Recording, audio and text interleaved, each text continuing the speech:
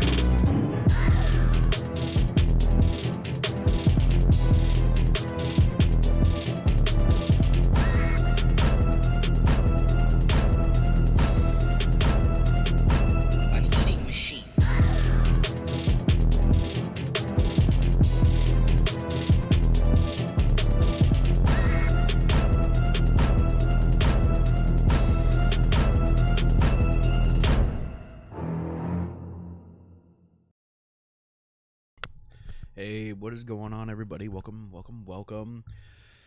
Oh my gosh. Um, Good to see everybody. Um, we have had one heck of a weekend, that is for sure. Hit affiliate. We had our 12-hour stream. You guys did. We did a stream on Saturday evening. We already had like, oh, what was it? We had 2 subscribers already. Somebody gifted a sub and then somebody bought a sub, so for about a month. So I mean, awesome. Thank you to those guys who did that. um Couple of changes have obviously happened because of this. Number one, I'm gonna start being ads on videos. I have it set to, I think, a 1.5 minute ad every 30 minutes. So have no fear. I'll warn you guys when one's coming. There'll also be a warning in the chat. At least there should be. I have it set to tell you guys when an ad break is coming up. Um, and What'll happen, I'll stop what I'm doing while the ad's running so that way nobody misses anything, and then when everybody gets back, we'll continue as normal. um Anything else? Yes, so I have decided to split the Sonic Twitter. So Sonic has his own Twitter, and I have mine. So Sonic Saturdays will be added to the schedule because it did so good. So Monday through Friday, you'll hang out with me, and then we're not making a separate Twitch account, but Sonic Saturdays will be on this account. The only thing is that we added a category in the Discord called Chaos and Chili Dogs, and that is all for the Sonic Saturdays channel, anything Sonic related. I wanted to go ahead and just kind of split it that way, because it was kind of like Sonic taking over the channel. And I mean, it's awesome, and I appreciate the attention that he's bringing. But I didn't want people who aren't a fan to get overwhelmed by all that, and it kind of like push them out. Like they feel like they have to be a Sonic fan to be part of the community. So I wanted to split it, and then not only that, but split the Twitch accounts. So basically, Sonic and I have a morphed Discord, and a morphed Twitch, but we have 2 different Twitter accounts. I don't know. Did I say Twitter or Twitch last time? We have separate Twitters. So his is gonna be at Blue Blur 1991, and then mine is Apex Hoosier as always. Um, and we're gonna have 2 separate YouTube channels. Because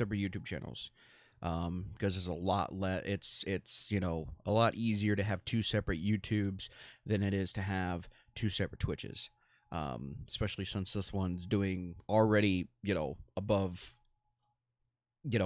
already hit affiliate and everything. I don't want to make a whole new one and start over. That'd be stupid. So, we're gonna have 2 separate YouTubes. The Sonic Saturday one is gonna be Blue Blur Gaming, and then we'll have the Apex one up as well. So pretty much all of the Sonic Saturday VODs and any other extra things that are Sonic related are going to go on that channel. And then everything else that we do that's, I've been doing before, we're going to keep to this channel. I think the only things that are going to be different with Sonic Saturdays is Sonic Saturdays probably not going to run ads, just to have that little buffer, because Sonic is owned by Sega, and I don't want them going after him or me. That would be horrible. It would be bad for both of us. So, not going to run ads during Sonic Saturdays. And more than likely, anything like tipping or stuff like that, well, I can't really...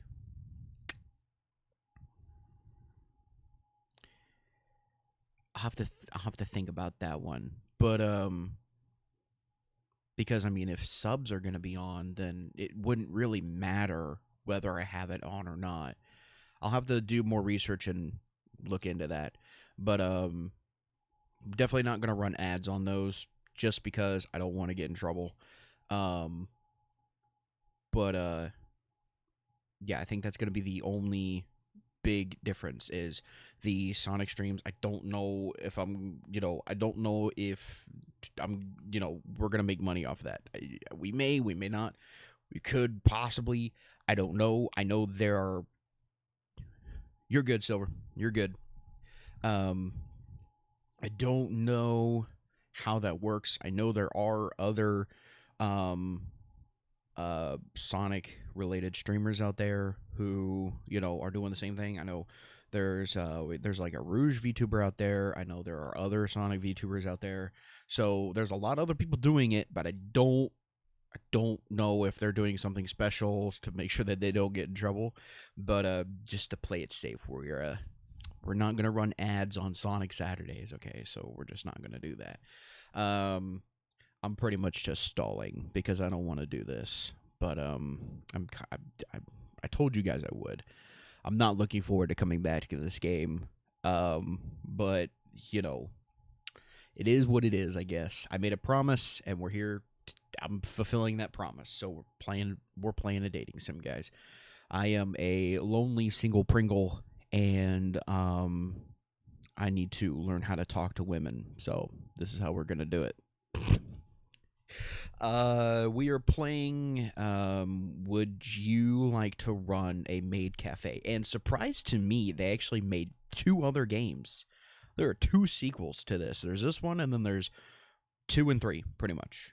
And I think the last one, they're all rated M. So I want to let you guys know I didn't pre-screen these. Okay, this is gonna be more of an adultish kind of game. It says there's sexual themes and language. I think that's it. I've gotten part way. I haven't seen anything too horrible, but I haven't played the rest. And apparently the third one in the series actually has partial nudity, so I don't know what all goes into that. I have no idea. I don't know what all is going into that part. But yeah, just be forewarned about that. Let's see. Is there anything else? Well, we're not playing the other 2. We're just playing the first one. But I don't know. If you guys really like it and you guys want me to play the other ones, then whatever. I get paid for it. So I'll maybe we'll set it at a goal, like I have to get so many subs or something, something kind of like that. Like if you want me to torture myself, you have to, do something for me, Yeah, but just letting you guys know, you don't have to sub, you don't have to donate any money or anything. I appreciate everybody who does, okay, but I don't want to use you guys, I don't want to make it seem like I'm ungrateful, I don't want to be that one streamer who got like, what was it, like 7,000 gifted subs, and he started complaining about only having 7,000 gifted subs. Like, that's crazy. I would love to have like 10. That would be a blessing in itself. But okay, I'm stalling. Anyway, I have drinks. I'm gonna be doing all the reading. It's all gonna be me. Because I feel like it's a little bit more entertaining to listen to me try and talk like women. So my female voices are not exactly the best, so go easy on me, okay? Some of them may just sound the same. I don't know. I have Cheez-Its. Sorry. I have a snack. I apologize, but I need something to get me through this, so I have Monster Energy Zero Ultra and some white cheddar Cheez-Its. I do have some water, so okay. Oh, I meant to say, I forgot to say, you guys, I'm sorry. Let me switch. Oh, oops, I forgot to. Hey guys, special guest. Technical difficulties. Don't mind me. I don't know what I'm doing here. Uh, give me just a second. Uh,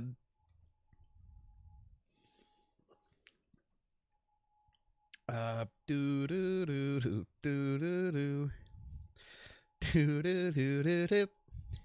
Do do do do do do do do do do do. Come on, come on, work.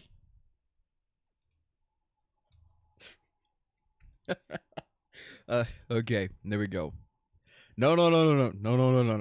I'm not gonna put him through this torture. Are you kidding me? What kind of friend would I be? What kind of friend would I be? Oh, this is gonna be a doozy. That's for sure. Alrighty. I wanted to let you guys know that in case you guys didn't see the message on Discord. Sorry, already having an issue talking, so this is gonna be fun. Hang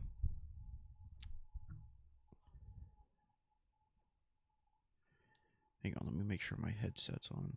Okay, it is. I did add emotes. A lot of them you're probably gonna notice on the Discord, at least. There's a lot of Amy ones. I bought like a pack of like different emotes, Shark, Sonic related, just to have some of both. I have some people making some emotes for me, so we may switch some because I didn't realize how limited space of emotes I had. I don't have a whole lot, okay, but that's how it goes.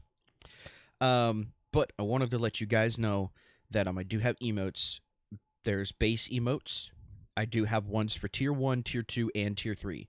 Okay, so just to let you guys know, there are those. Some of them, again, most of them are Amy because I bought a pack for like a couple bucks off Etsy, which is where I got a couple of them, or at least a lot of them. And I didn't realize how many Amy ones came with it. It showed only a couple, but I actually got like a whole bunch of like a whole bunch of different emotions, like all different sizes. And so there are quite a few. But yeah, again, I'm very limited on space with how many I can have. So, but I do have a couple on there. We do have, like an evil shark. There's a bonking shark emote, but the animated ones you have to be a sub to get. So I do have a couple animated ones for the subs. There are the base ones, so there is kind of a small incentive to getting a subscription. I'm still new, so I'm still working on getting better incentives. I don't have any like viewer rewards yet, so still working on getting those. But I will have some soon. I promise. So other than that, I think we are good to roll. Okay, just wanted to make sure that I notified you guys of everything that I wanted to notify you of. Like I said, it was a crazy weekend. Okay. Got like, oh shoot, sorry. We have like 10 minutes until our next ad. You know what? I think we're gonna snooze it. Okay, we're gonna snooze. Snoozed it for 5 minutes. That should be enough time to get the ball rolling. But again, for all, those of you who are just joining, I am an affiliate now. I am running ads, so it's about 1.5 minute ad every 30 minutes or so. But I kind of talked a lot at the beginning, so I snoozed it for about 5 minutes. So in about 15 minutes, we'll have an ad run for a little bit. Just wanted to give you guys a heads up. An alert should pop up in the chat and let you guys know when an ad's coming up. And I'll also make sure that you guys know, you'll be aware. And when an ad runs, I'll pause what I'm doing and we'll wait till everybody comes back from that, and then we'll keep going. All right, cool. Let's start this show, I guess. Oh my gosh. English, please. Oh my gosh, I can't believe I'm doing this. Alrighty. That is so loud. Alrighty, let's shrink that just a little bit. There we go. Lower that on my headset. Alrighty. Start. I can't believe I'm playing this again. So, because everybody doesn't know, was it last year or something? One of my older channels I had, for Valentine's Day, I played this game for like maybe a couple days, and then I just couldn't take it anymore, and I stopped playing. So, I've already played a little bit of this, but I have not beaten it yet, so here we go. Alright, whatever. Oh, my Japanese is actually, like, pronunciation isn't very good, so if I, kind of, like, totally bomb some of these names, I didn't mean for that to be an offensive joke. If you guys got it, I'm sorry. If you didn't, don't worry about it. I didn't mean it like that. If I totally screw up some of these names, I apologize. But, my name is Yokoyama Naoya. Naoya? I think we... yeah. We're just gonna call him, Now. We're gonna call him Now. Naoya? Naoya? Could it be? I don't know. We'll call him Yoko. How about that? Or you know what? We'll call him the Skedaddler. We'll call him Skedaddler, okay? Just to keep the trend rolling, we're gonna call him the Skedaddler. His name is Skedaddle. My name is Skedaddle, and I'm an average guy. I'm a medium height and a medium build, and my hair is dull and brown. Dude, relatable. Oh, yeah. I doubt you'd be able to pick me out from a crowd. It would probably be an understatement to say that I don't stand out very much. There's nothing to commend me or anything to make me appear special. Wow, really hitting it hard that this dude's just an average guy. But I wasn't always this ordinary. Oh, I went through a rebellious period back in my second year of high school. Subsequently, I fell in with a gang of delinquents, and I did everything I could to emulate them.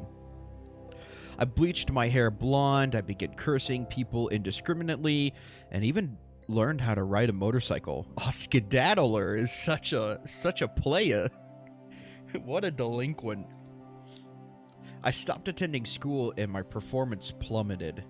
My grades used to be pretty good, but after my transformation, I plummeted to the very bottom of the class. My parents despaired in me as did my teachers.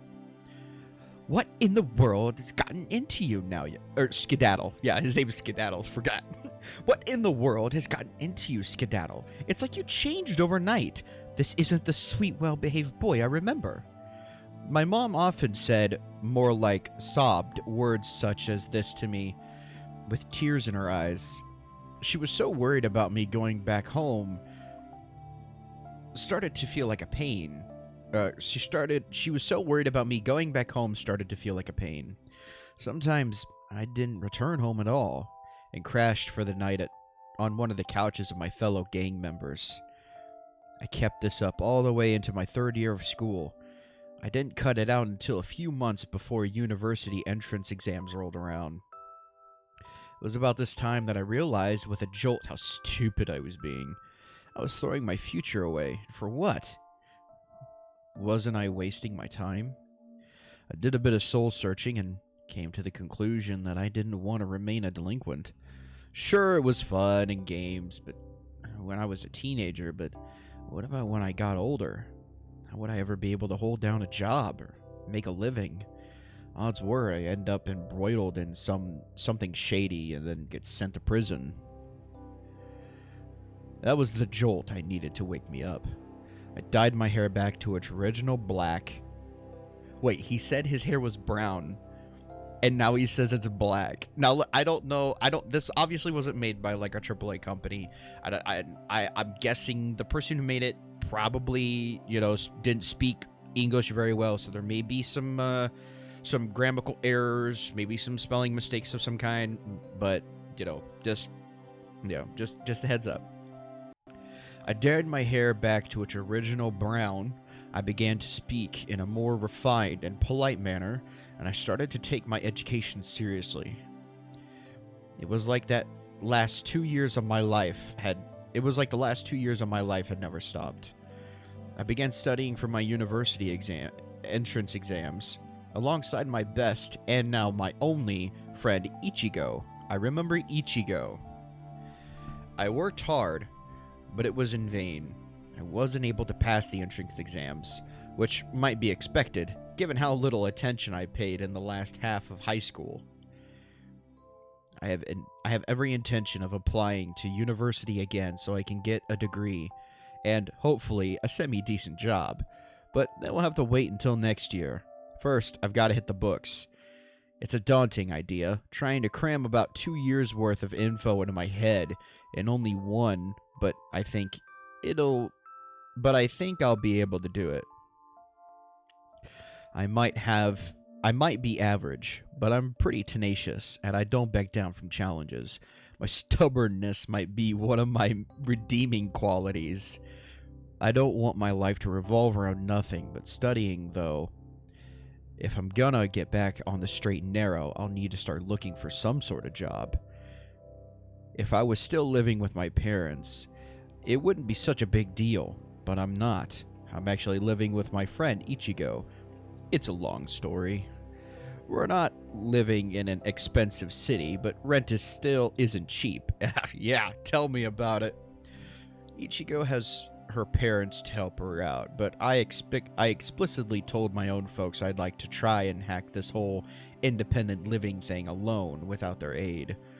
I feel kind of guilty if they bailed me out after I spent so much time screwing around. I guess this is my way of making it up to them, whilst trying to prove that I'm not a total lost cause. I can reinvent myself, and that's precisely what I'm gonna do. To do that, though, I need a job. I've been searching for a few weeks, sending out endless job applications. And now, after all that hard work, I've finally been invited for a job interview at a local cafe. It's situated by the beach, and it's called the Seaside Cafe. Isn't that a level in Sonic Heroes? It was Seaside something. I forget. It's like the first level. That's pretty interesting. I've seen the cafe a few times in passing. It looks pretty nice. Though, when I say that, I really mean the girls who work there look pretty nice. Though it's not a maid cafe per se, it's one of those places where the waitresses wear frilly skirts and aprons. Apparently the cafe's short on hands, and they're looking for a new waiter. Being a waiter is not the most glamorous of jobs, and neither is it all that well paying, but it's still good, honest work. It's a start. I can't really afford to be choosy, given my lack of qualifications, not to mention my few criminal convictions. I'm glad I was given a chance, and I don't intend to squander it. I've wasted too much time already. I'm under no delusions that this job interview will be an easy one, though. If the interviewer has done their homework, they should know all about my past discretions. I bet they'll rake me over the coals for it. Who would want to work with a shoplifter? I might be reformed now, but still, it's not a good look. I'm by no means an attractive hire, but I'll try to go into the interview with optimism. I'm sure things will be fine. I hope they'll be fine. I can do this. Can't I? We'll find out.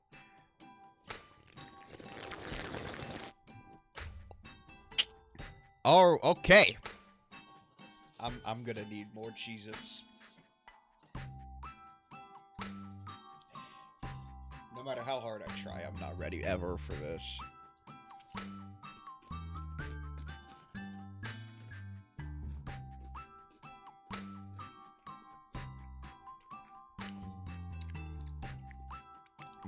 This is gonna be interesting.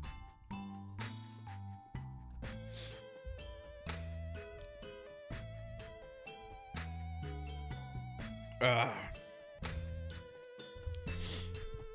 right, peeps. Strap in. Got an ad break in about 5 minutes. Just a heads up.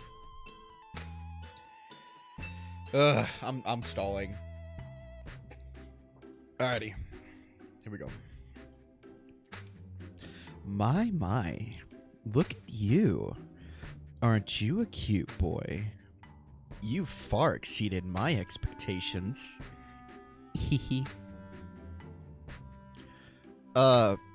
Thanks. I guess. I survey the owner of the Seaside Cafe over a table in the break room. She introduced herself to me about 5 minutes ago as Miyamori Ane? Is it? I don't know. Ane?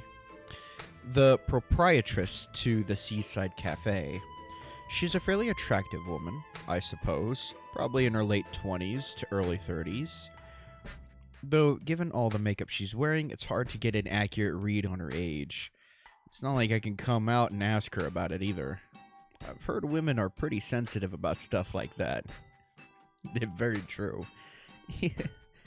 Miss Miyamori giggles, quote, keckishly? That's a big word. You really are a...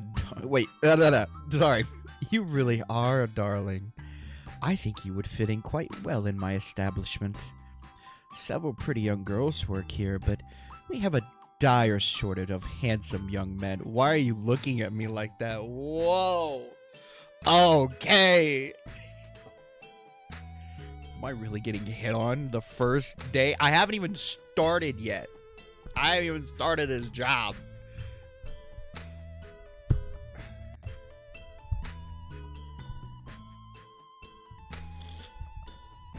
Sorry, I'm adjusting the microphone. I am a proponent of equal rights, and I think it's important to level the playing field a bit.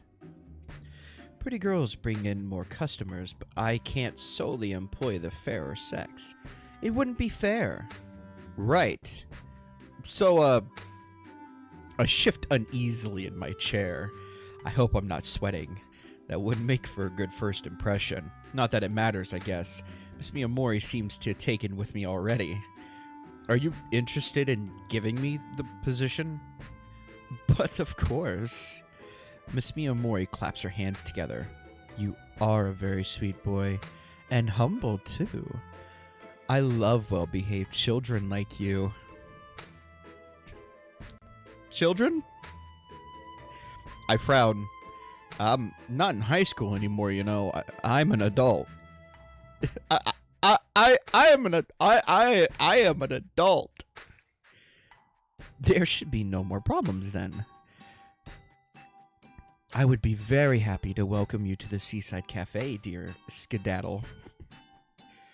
So she's calling me by my given name, not my family name.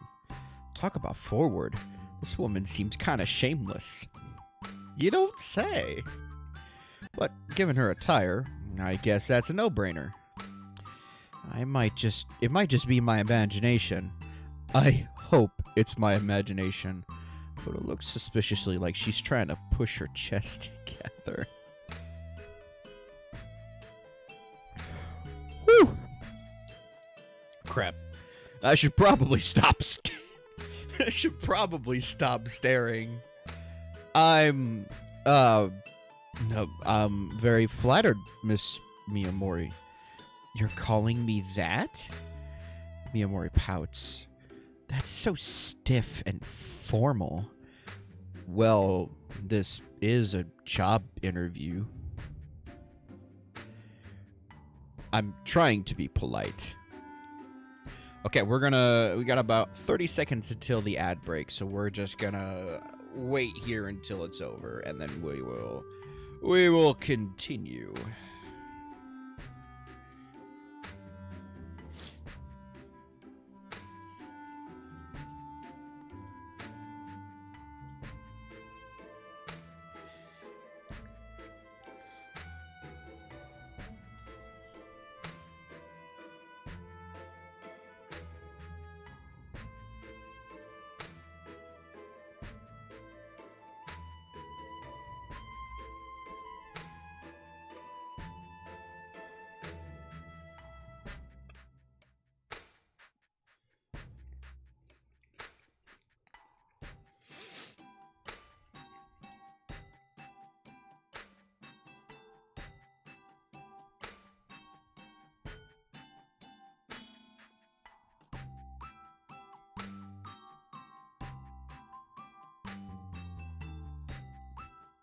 Has it started yet? Are we still waiting? There we go.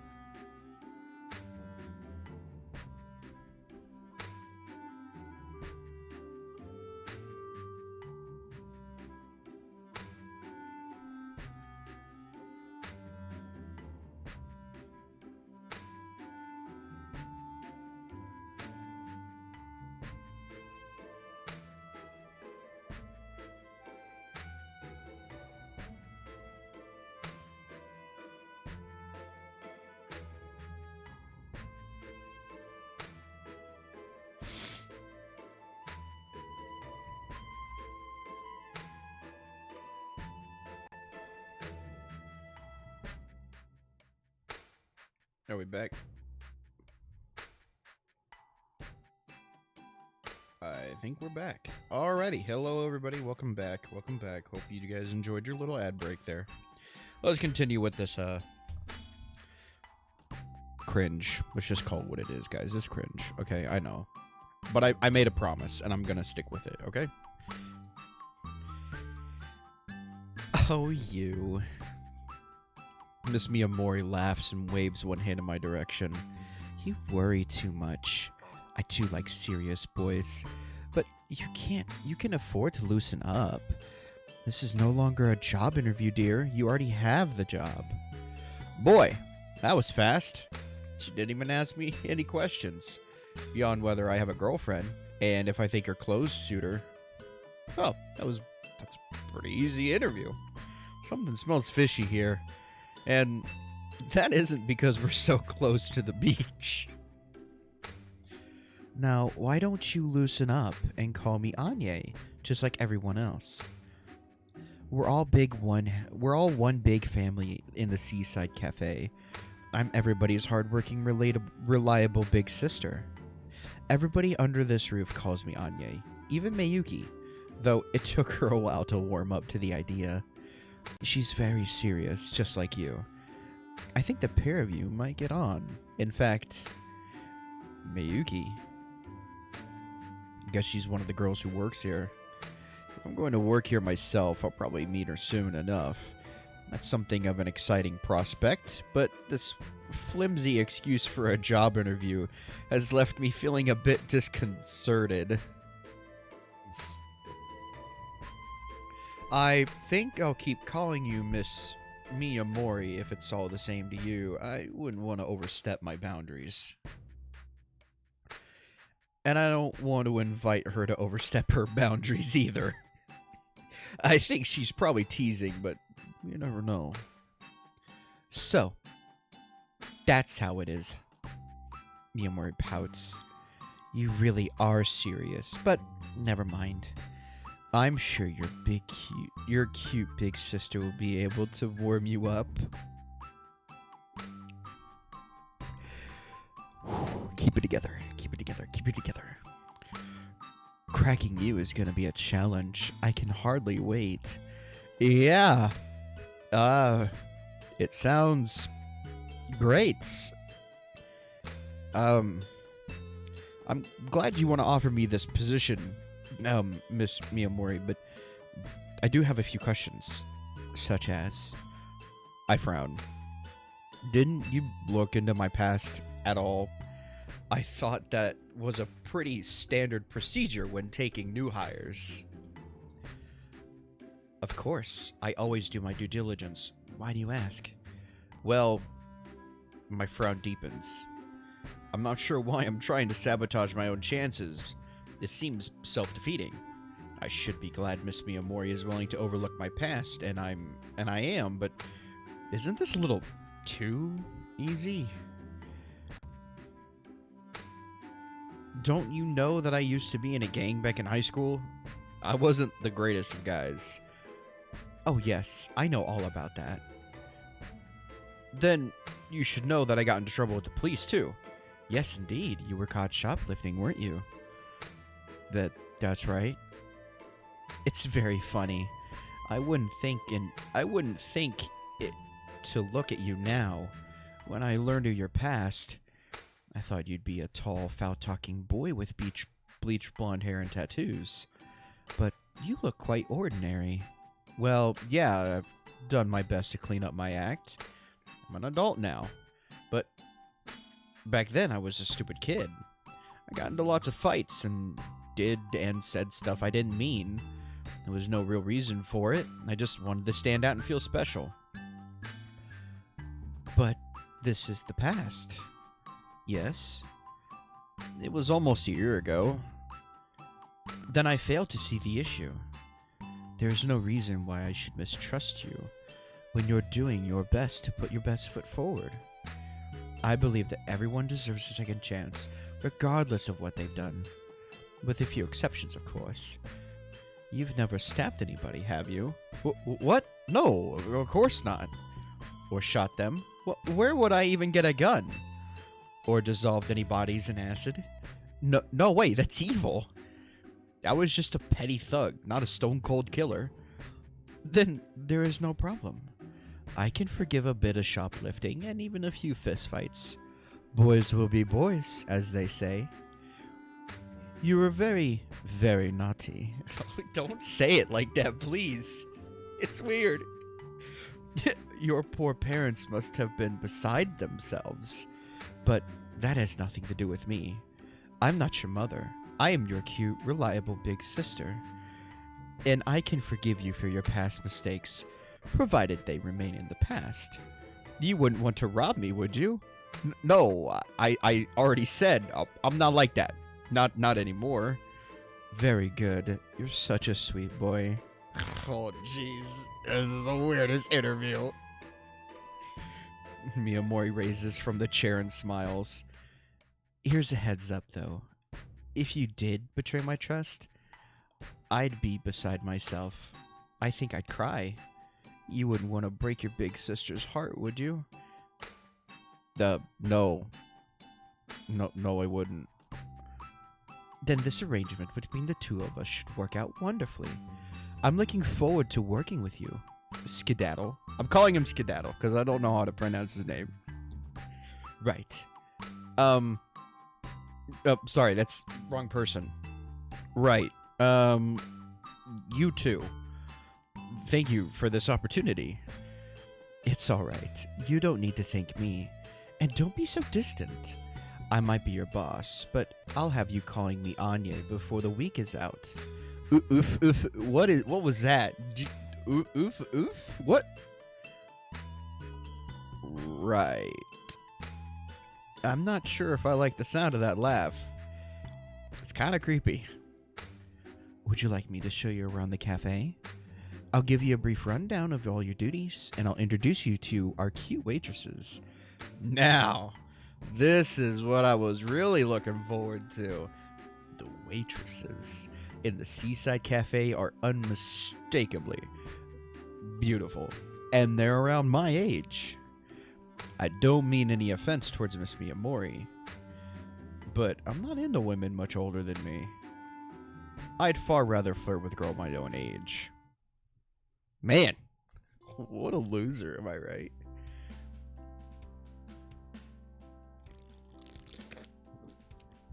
Oh.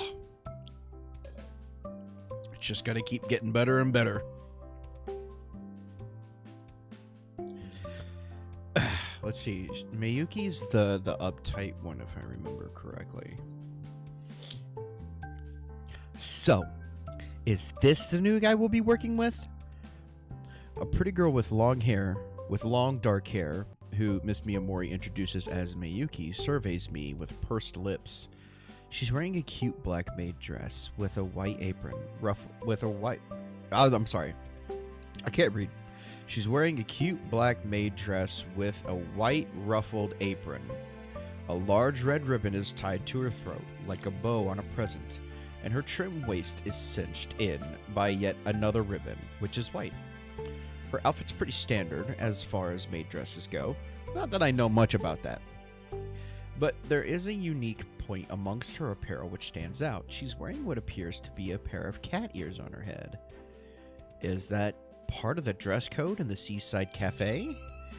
I suppose it's not impossible, but the other waitresses standing around next to Miyuki, well, the other waitress, not waitresses, sorry. Standing next to Miyuki, she's called, isn't wearing cat ears. This is something Miyuki asked to wear herself? I don't really get it. Strange though, Miyuki's appearance is,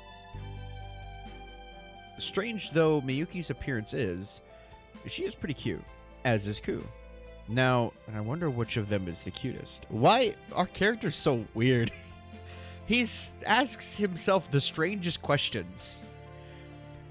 Why am I answering this in my head? Neither of them can compare to Ichigo. I haven't met Ichigo. Well, yes. Okay, technically I have. I don't know. I don't know. I guess neither of them can compare to Ichigo. The girls are both cute. I'll be the first to admit, but I don't think either of them can match up to my childhood friend Ichigo. I feel like since we have a connection, there would probably be a little bit more of a emotional response to this question. I'm trying my best. I don't play these. I've only played one. It was BDLC, and that's pretty much a horror game. So I don't have any experience with actual dating sims. Or whatever this is. Now, she really is adorable. She's so caring and considerate, it's impossible not to like her. Miyuki and Ku, meanwhile, are anything but smiley. Miyuki looks like she can't stand my guts, and Ku's expression is utterly blank. Aren't waitresses supposed to be good at smiling on demand? Talk about shoddy customer service. I should stop pontificating? What? About my coworker's appearances, though. Miss Miyamori's talking. That's right. This is Skedaddle. The Skedaddler. He's going to be working with... I'm sorry. He's going to be working here as a waiter starting tomorrow. Effective immediately. Huh? Tomorrow? Miyuki and I vocalize our surprise at the same time, our voices overlapping. She looks about as incredulous as I feel. Miss Miyamori frowns. Why do the pair of you look so surprised? Aren't you glad I want you to work here ASAP, Skedaddle? Oh, yes, I'm glad, of course, but, well... I scratch my cheek with my index finger. I didn't know I was meant to start so soon. I feel like I still have a lot to learn. Oh, it'll be fine. This is a relatively simple job. I'm sure you'll pick up on it fast. A smart boy like you. Besides, it's always better to throw people in at the deep end when they're trying something new. Haven't you heard of sink or swim? I see how it is. Miyuki pouts. I can't tell you how to run your business, big sis, and neither would I presume to, but I did worry about this guy. If he does sink, he might drag the Seaside Cafe's reputation down with him. It'll be fine. I have faith in the Skedaddle. He seems like a dependable boy. You should try to have a bit more faith in him too, Miyuki. Turn that frown upside down. I'm sorry, but I'll have to decline. I know that. If anything can go wrong, it will go wrong. And I foresee some difficulties with this new hire. Ku, the silver-haired waitress, blinks. But if you don't have the gift, Miyuki, you cannot tell the future. How could you possibly know that? I don't need to have the gift. Miyuki makes a little quotation marks with her fingers. To know that this guy can't be trusted. Hey! Why is Miyuki glaring at me like that? I've known her for less than 5 minutes and she's already acting like she can't stand me. What do you have got against me? I haven't done anything to you. Not yet, you haven't. And I hope it remains that way. Really, though, you don't seem like the sort who would make for a good waiter. And why is that? I don't know. It's hard to describe. There's just something about your face. I guess. Maybe your manners? Then again, it could be your whole existence. It's irritating me. Well, geez. I roll my eyes. Thanks for the advice, ma'am, but I don't know how workable it is. I can't help being alive. Really? Ku's single visible eye, the other is hidden by her silvery hair, stares at me. Her gaze is uncommonly piercing, and I can't meet it for too long without trembling. For a girl who doesn't say much, she has a pretty intense aura. Your life and death status is something you can change, if you desire. But I can understand if you would not wish to do that. It is quite the big commitment. What in the world is this girl talking about? Miyuki's plain old aggressive, but Ku's downright creepy. Yeah. It's a big commitment, all right. I'm sorry to disappoint you, but I don't think I'm ready to shuffle off the mortal coil just yet. I mean, I've only just gotten this job. I know. You won't die just yet. I'm glad to hear it. That will happen much later. When you're in your 70s, you'll suffer from heart problems and pass away at home, surrounded by your loved ones. Wait. Holy crap. How'd you work that out? I just know these things. But how? I have the gift. What gift? If this gift of hers is the ability to spook people, then I'd say she's doing a pretty damn good job of it. I'm really starting to get the chills here. Oh, never mind that. Putting all that nonsense to one side. Miyuki waves one hand carelessly. She doesn't seem particularly fazed by Ku's grim prognosis. Is she used to it? I still don't like this boy. He has a bad attitude, and I don't like his way of talking. You're not a member of the Yakuza, are you? I am Kiryu. You caught me. I'm actually Kiryu Kazuma. I stare at Miyuki, slack-jawed. It's true, I used to be a delinquent, but I never joined the Yakuza. I had some common sense even back then, and I didn't want to get involved in anything too shady. I have a police record, and I've been in a number of fights, but I've never smuggled illegal drugs or committed murder. I don't think I have the heart for it.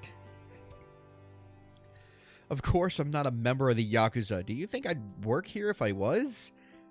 Well, I don't know. It could be a front.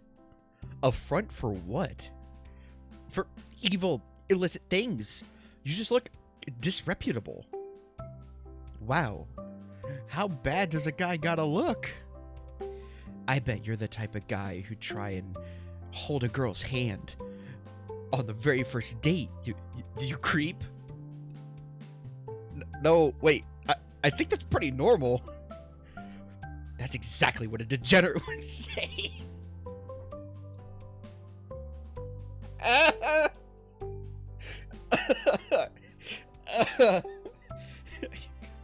Miyuki turns to Miss Mayuri, still scowling.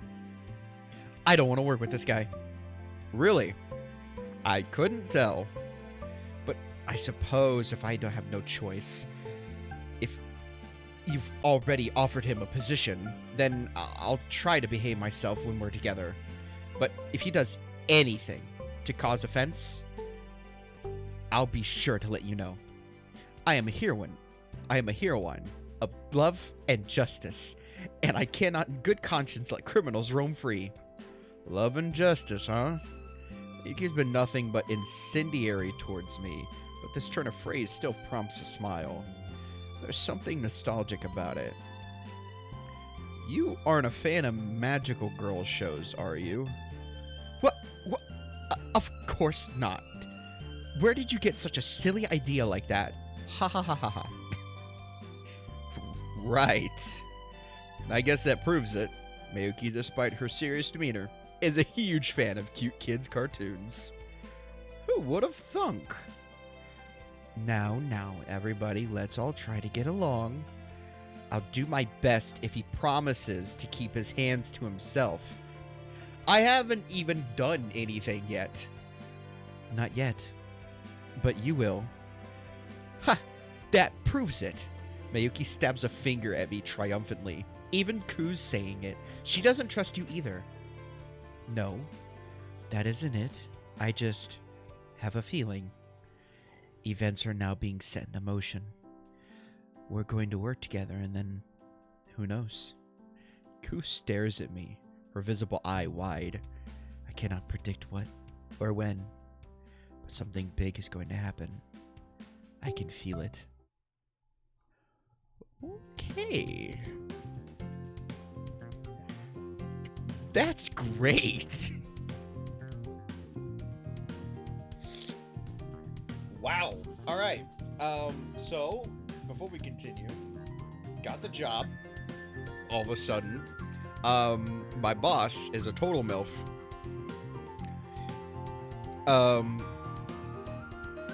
Two of my coworkers I've already met. One of them is a total... What's the word? I don't want to say the B word, but she's a total stiff, as we might say. And then Ku, my other coworker, is a has an all-seeing eye, and she's a little creepy. Cool. Well, hey, Silver.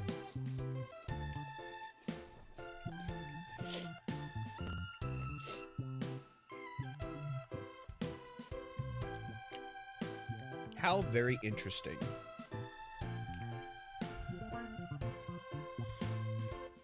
Okay, now we're gonna meet my childhood friend and roommate, Ichigo. I think if I remember correctly, Ichigo had like a bubbly personality, so we'll go through that. Alright, let me get into the swing of things.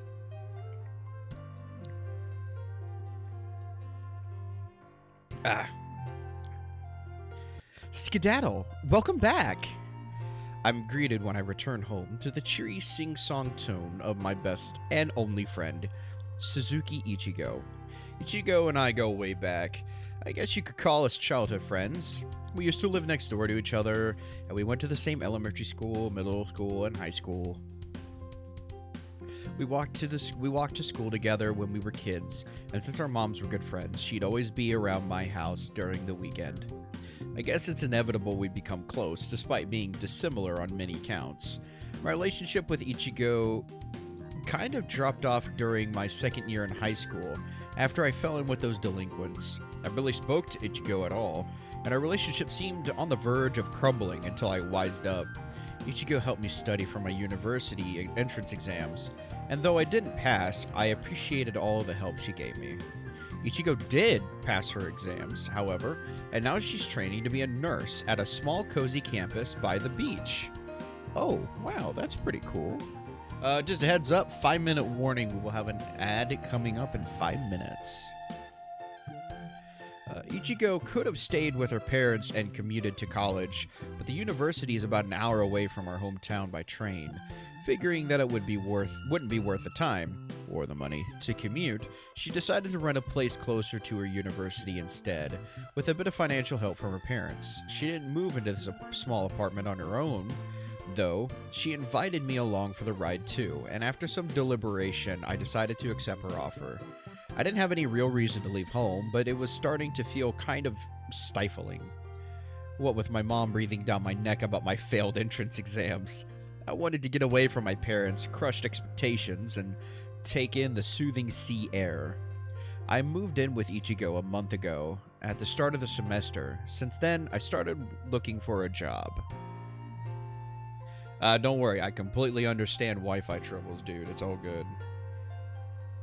It took me a while, but I finally made progress. I should be working at Miss Miori's cafe soon. I'm relieved things have gone so smoothly, but I think Ichigo might be happier about this turn of events than I am. I texted her about my success before I got back home, so she must know about it already. That explained her bright, beaming smile with stretches. Beaming smile which stretches almost from ear to ear.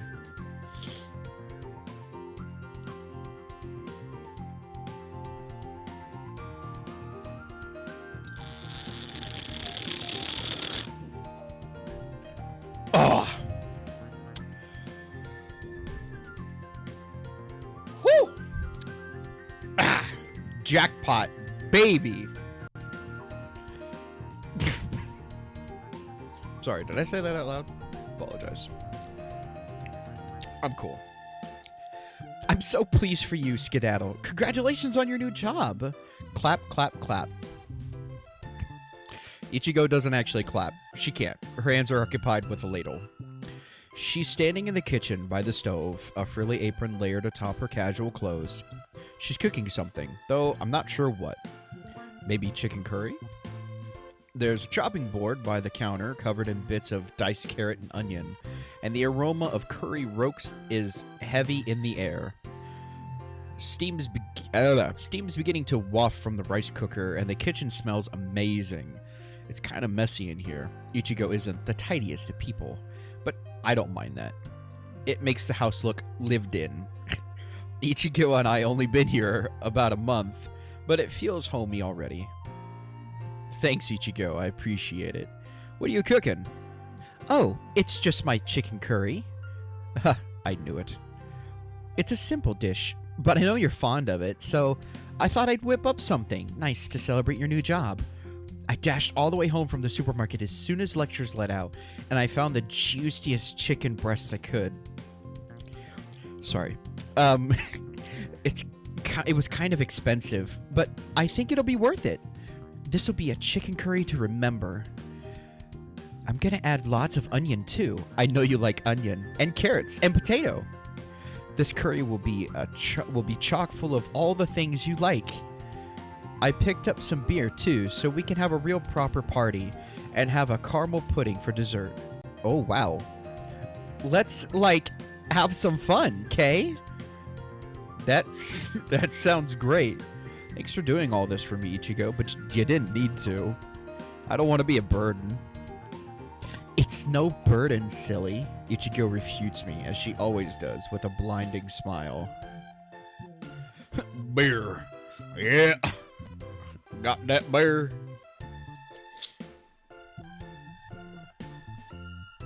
Get the NASCAR game on. Let's go, baby. I'm doing this because I want to. I enjoy cooking, but it's always more fun cooking for other people than my own. Ichigo isn't the tidiest person in the world, so she's not what I would call a Yamato Neijiko. Not by any stretch. Okay, anybody who knows Japanese language, what is this? Oh, hang on. An ad is about to start, so we're gonna hold off. Why is your accent so good? I'll explain after the ad break.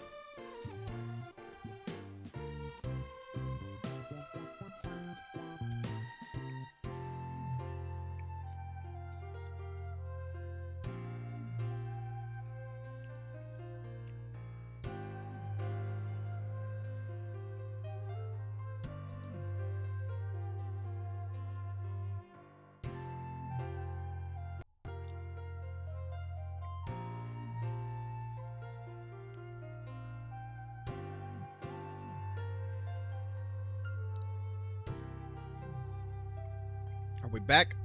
How's it going, everybody? Hope you guys enjoyed your ad break.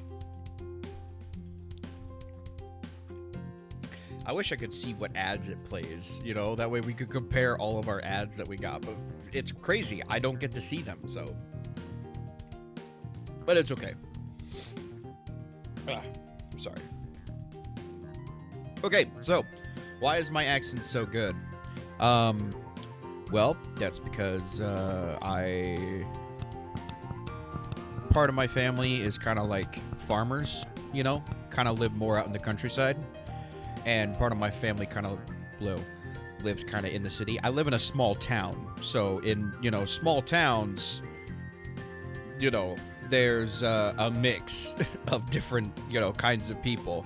So, you know, I've just been around people like that for so long, it kind of just rubs off. I watch a lot of movies too, so, you know.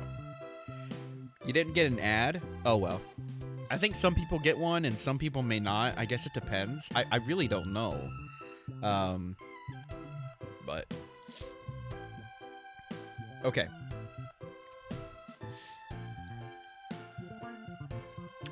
She's sloppy and forgetful, and she always misplaces things about the house. She doesn't make her bed in the mornings. She forgets to put her clothes in the laundry basket, and I found discarded pairs of her.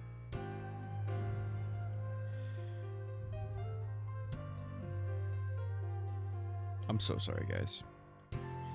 I don't know why I promised to play this game. I thought it would be a really good incentive, but all it brings is regret. That could be true, too. Silver, that could be very true. Let's tough it out. Let's tough it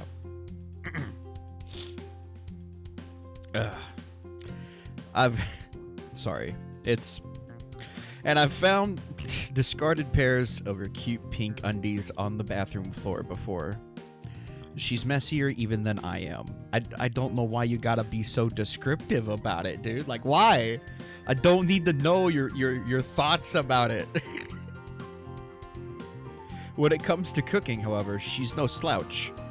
She used to make me lunch every day back in high school before I fell in with a bad crowd. And they were unfailingly delicious and nutritious. White rice, ginger chicken, pickles, rolled egg omelets, hamburger steaks. Holy cow. Got yourself your own gourmet chef? Score! You name it, Ichigo can cook it. She's incredible with her hands.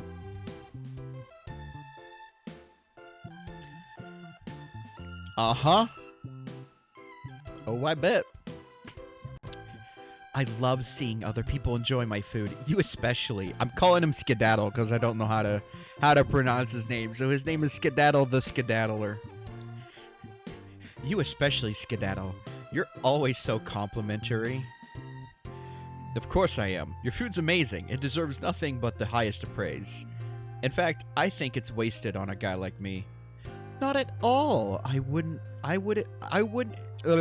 enjoy cooking half so much if I wasn't, like, doing it for you. Now, won't you let me pamper you? Please, please, please. I still feel kind of bad, but if you're sure, I'm very sure. Tonight's dinner is gonna be one to remember. It'll be an epic meal for the ages. I'll hold you to that. You've talked your curry up so much, I'm expecting nothing less than perfection. Oh, you know me. My curry's even better than perfect. Ichigo giggles. I made a huge batch, so I hope you're hungry. Can't wait to feed you. I want to see you savor my food. She makes us so weird. I'm playing what I promised I would play when I got affiliate as an incentive. It hurts. But I'm a man of my word. The game has now become the Skedaddler's side story. The Skedaddler is a player, obviously. I'm going back to sleep. I mean, I could change and we can do Sonic Elevator again, if you want, Dukesy. If you would prefer. the one love that broke him and made him skedaddle away from his feelings. No. Okay. All right. Then I guess we'll continue then. Nothing makes me happier than seeing you smile. Ooh, that's a pretty shot. Several hours later.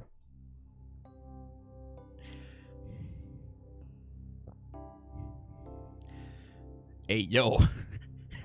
Hey, yo, look, I know it's rated M. All right. It did say there were sexual themes, but hey, yo. What's going on here? I can't eat more. I can still eat more. I want more. Give me context, please, before Twitch bans me. Ah, jeez. I stand over Ichigo's comatose body, arms folded. Ichigo was pretty enthusiastic while she was cooking, but I think she must have tired herself out. She's been working hard with that universe, with what... I can't read, I'm sorry. You're good, Silver. Yeah, apparently no context for me, you know. She's been working hard with her university course. I guess her hard work's taking a toll on her. It's not even 10 o'clock yet. Wait. Hang on. Does it know that I have my PlayStation in 24-hour time? Is that why it says that? Excuse me. It's not even 2200, you know, it's not 10 o'clock yet. But she's passed out stone cold on the couch. Are you kidding me? I go to bed at like 9:30. One of her pigtails is beginning to come loose of its tie. Her hair fans... Is that fans? Her hair fans messily across her face. Her clothes are rumpled. When I crouch beside her, I can hear her mumbling under her breath. Now, yeah, give me my pudding back. Give it back. I want it. You're a bully. But if you feed me, I'll forgive you. Now, what is she babbling about? She's lost in La La Land. Maybe I should try and wake her. Ichigo. Hey. Ichigo. I give her shoulder a shake, but she doesn't reply. Instead, she shies away from me and mumbles deliriously. Oh, God. You're so forceful when you touch me there. It feels so good.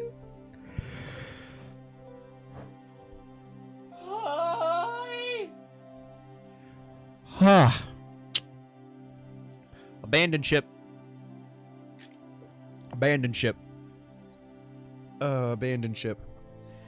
No, but like, okay, it says they're sexual themed, but it shouldn't go into the weird places, okay? I think this is about as weird as we're gonna get, alright? So just... Hey. The things I do for you people, I swear. I'm not making promises ever again. If Ichigo was anybody else, I'd think she was trying to make me squirm, but I'm not buying it. She's too good-natured to do anything of the sort. I think she's genuinely out of it. That pain. I gave her another shake. Ichigo. Hey, Ichigo. You can't spend the night on the couch. You'll catch a cold. It's fine. It's fine. Yeah, I'll be okay if I'm with you. You're so nice and warm.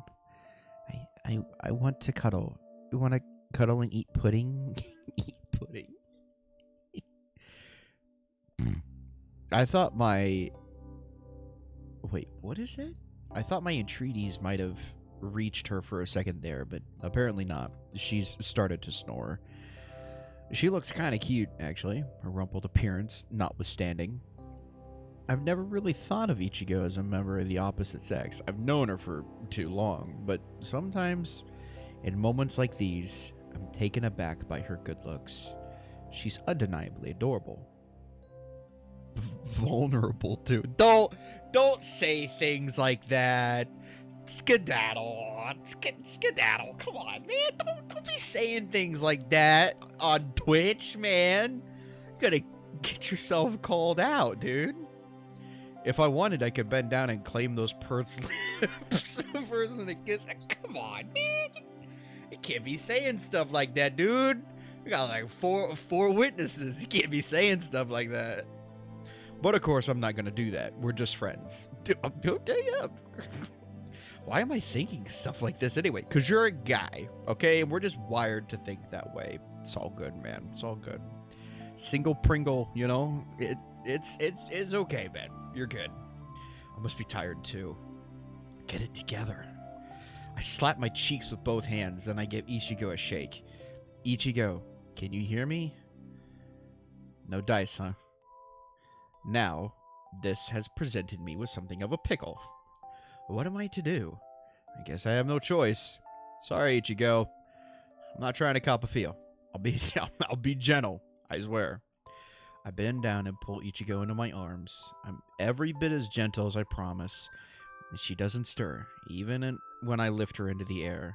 She's cradled against my chest now, like an overgrown baby. Her golden lashes tightly shut. Skedaddle? She mumbles softly, a sweet smile playing about her lips.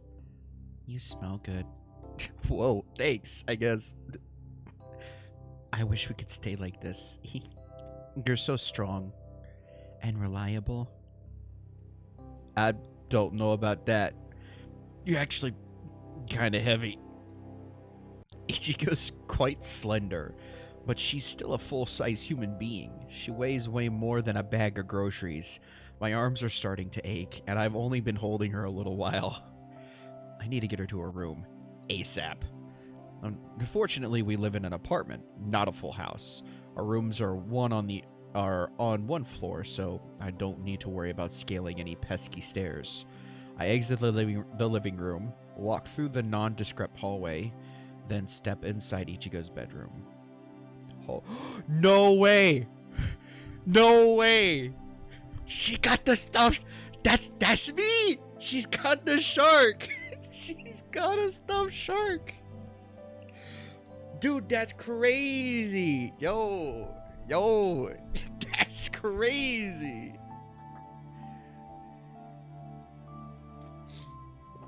She got that shark plush, dude. That's awesome. That's amazing.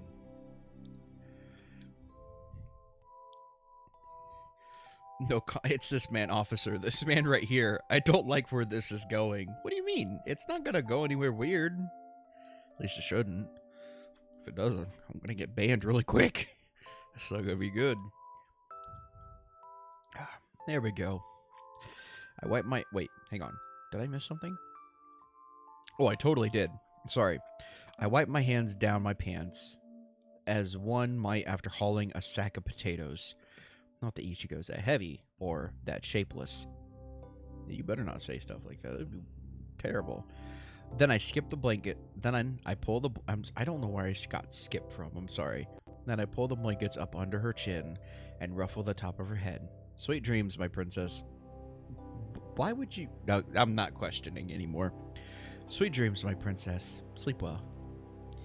Skedaddle. Ichigo giggles softly, her cheek pressed against her sheets. You're so nice, just like a prince. When I get older, I want to marry you. That's sweet. Sleepy compliments make my heart skip a beat. I wonder how I should feel about this. Oh, you're asking me now. Oh, okay. He's asking me. I don't know how you should feel about this, dude. I mean, I shouldn't take it seriously. I mean, she's cute, good looks. She takes care of you. She cooks, like, pretty good meals. I mean, that's a score. It might be a little weird to think this about my best friend, but sometimes I think I wouldn't mind marrying her either. We've been together for so long, we're almost like a married couple. Our parents always used to ask us when we were kids when the wedding would be. I know they were joking, but their jibes always made me blush. I've got to thinking, as of late, that I wouldn't mind deepening our relationship, but I'm a little hesitant to broach the subject with Ichigo. I don't want to risk making her uncomfortable, and I definitely don't want to spoil our relationship. For the present, I'll pretend she never said that. It's for the best. Right? I don't know. Don't look at me, man. I'm just here. The next morning. Oh, that was horrible. I'm sorry. The next morning. I'm late. I'm like totally freaking late. I've got to get to class right now. Where'd I put my other shoe? Ichigo tears about the house in a whirlwind of nervous energy and long blonde hair. Her eyes are comically wide, and she stumbles over her own feet on a couple of occasions. I watch her as she flaps about, unperturbed. I'm used to this. Skedaddle! Hey, skedaddle! Ichigo stares at me, wide-eyed, her hands clasped together in front. Have you seen my other shoe? I'm not sure. Where did you see it last? Or, sorry, where did you have it last?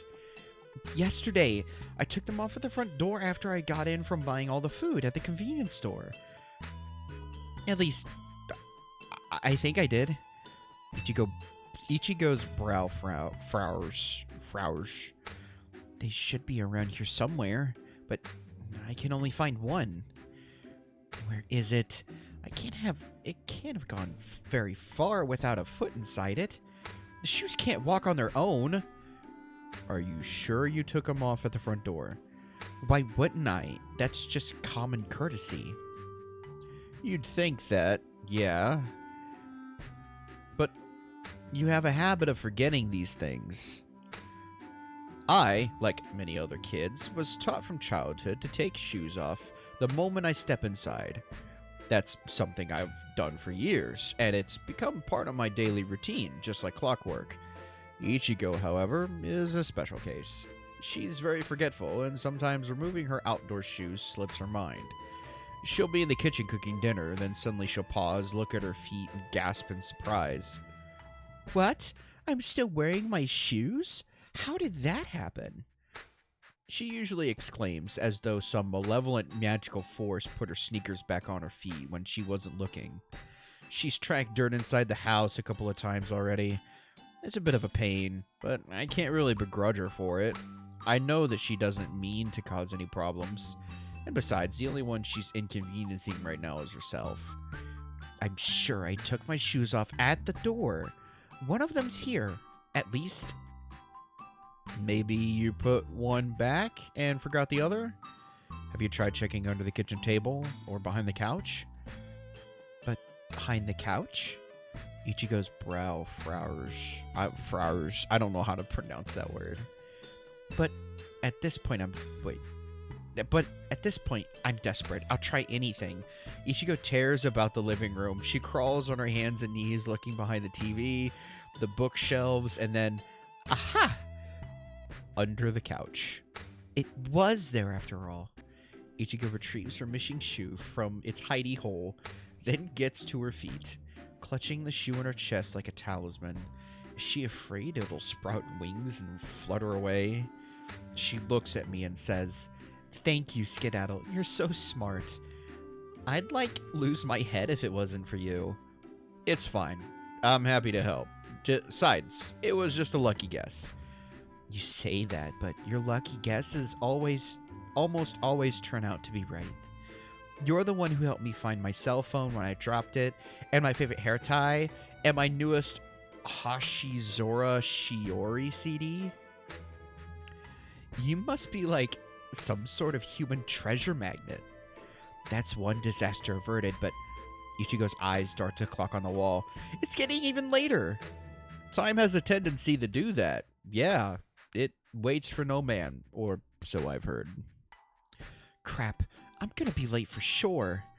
Sorry I couldn't make you breakfast, Skedaddle. I've gotta get out. I gotta head out now. Right now. But good luck on your job. You have your first shift today, don't you? Uh-huh. I'll do my best. You always do. I'm sure your boss will love you. And your new colleagues, too. Go out there and knock 'em dead, okay? Make you proud. Huh. Now you sound like a baseball coach. I did used to watch baseball with my dad. He was pretty into it. I don't get the appeal myself, though. You mean because there aren't enough cute girls? There are never enough cute girls. The world needs more adorable idols. And more capable nurses. Yeah, that's right. I'm a nurse in training myself, and I've got a lecture to get to. See you later. Have fun. You too. I wave at you go goodbye and watch amused as she slips on her shoes and finally leaves the house. She closes the door behind her with a resounding thud. And then after that, there's nothing. It's very quiet. Almost eerily so. Ichigo makes a lot of noise, but I've grown used to it. Constant cheery chatter is a comfort. Without it, the atmosphere in our apartment feels so somber and staid. Oh well, there's no use sitting here moping. Today's the day I start my brand new job. I wonder how it'll go. I guess there's only one way to find out. That was very eerily quiet, but I kind of liked that. I liked how as soon as she left, it just got quiet, you know? Because that's what it can be like when you live with somebody else. It can feel like, even though there may not be a lot of noise, there's like extra noise just because they're there. And then as soon as they leave, it's just like dead silent. You know, it's so weird. Wait, I'm sorry. What was that? I missed that. I yawned. One hand pressed to my mouth as I walk along the seafront. That is beautiful. That's a beautiful scene. What are we in Greece? What is this? This is beautiful. It's a pleasantly warm morning, and I can feel the sea salty air running its invisible fingers through my hair. I can hear the sounds of the waves lapping against the sand in the distance, and the calling of the gauze as they dance in the air.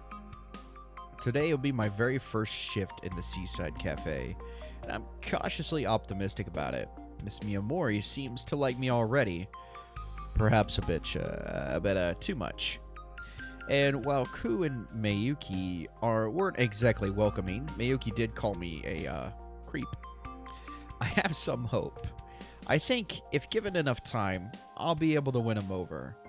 It'd be nice to have a few more friends other than Ichigo. I know I used to be a delinquent, but I don't want to be a complete loner. That's eerily silent. Speaking of my new colleagues. Sorry. What is she doing out here? That music is so creepy, dude. Alright. Isn't that Ku? I'm pulled out of my reverie. I'm trying. Okay. I don't know big words. Alright. Female human silver. Other than the eye colors, I mean, maybe she is kind of like, quote unquote, has like an all-seeing eye, so not too far off. I'm pulled out of my reverie by the sight of a familiar face. She's wandering along the beach, about a few feet away from me. She's attired, not in her maid's garb, but in casual clothes. I've not seen her don before. A ruffled blouse and a denim skirt. She might look different, but I recognize her with ease. That dreamy, misty look on her face is the same as it was yesterday, as is her gait. She's promenading along the sands very slowly, as though lost in a dream. Isn't she aware that our shift starts in 15 minutes? If she doesn't pick up the pace, she'll be late. I'm a bit worried about being late too, but still, I find myself jogging over to her. Hey, Ku! Oh? Ku blinks, her pale eyelashes trembling, and turns her head. She frowns. It's the creep. Ha. I laugh awkwardly, running a hand through my hair as I do so. That's what Mayuki said, isn't it? I remember that, at least. Huh, you mean you don't remember my real name? Ku shakes her head. That might be a problem. I don't think you should call me creep while we're at work. No?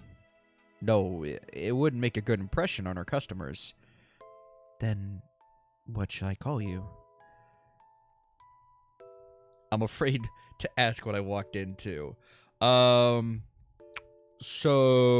a while ago, I said that if I hit affiliate, I would play 2 dating sim games, and this is one of them. And I actually was able to hit affiliate. So, as a man of my word, I'm fulfilling a promise that I made. I'm not exactly proud of it, but I'm not gonna back down from it either because I did make the promise. Skedaddler's backstory. Yeah, I don't know how to pronounce the main character's name, so I'm just calling him the Skedaddler, which, you know.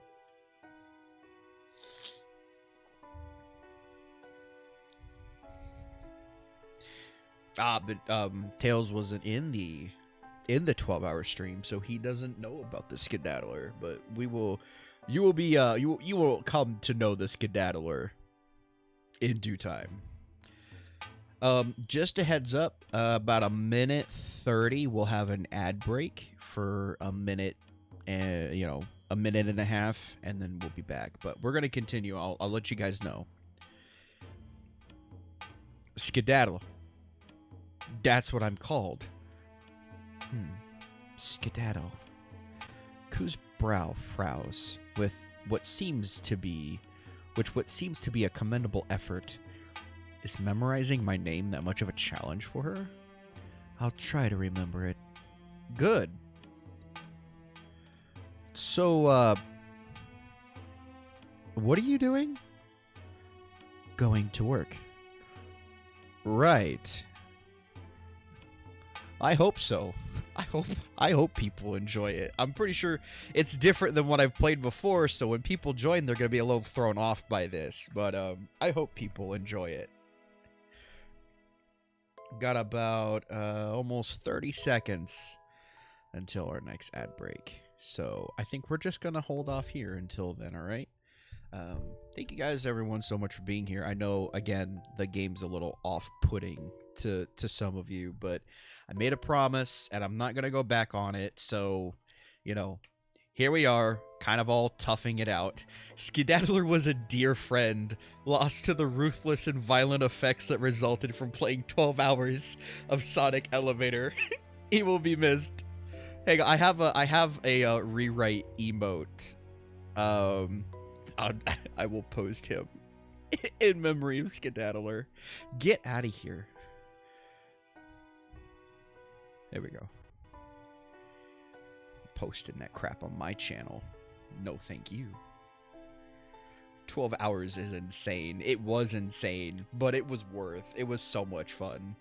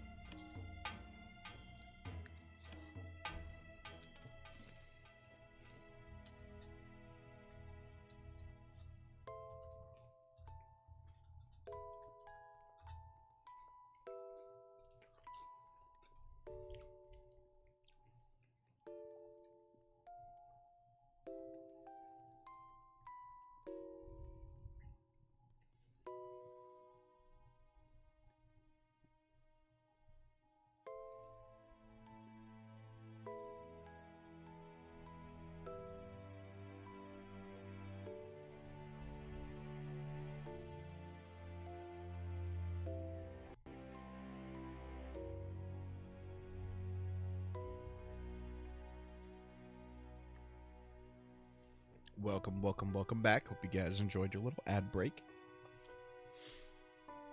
Yes, so, before we continue, I said before, I did add some emotes. I don't have a whole lot of space for, like, basic emotes that everybody can get. I can only put in 5, and then I can put in 5, standard emotes for tier 1 and 5 animated, and then tier 2 I can only put 1, and tier 3 I can only put 1. So I'm very limited on how many emotes I can have. So I did get a Tails one in there for, you know, for Nopify. Silver, I'm sorry, I will do what I can, but you know, I'm limited on room, so, and I'm trying to have a mix of both, you know, kind of Shark related and Sonic related, so I'm sorry, but I will do what I can to get you at least one. All right, I promise.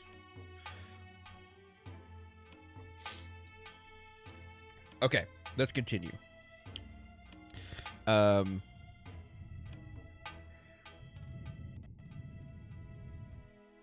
No one can say Nopify, right? It's Nopify. How do you get that wrong? Thank you. Wow, I feel really special about that.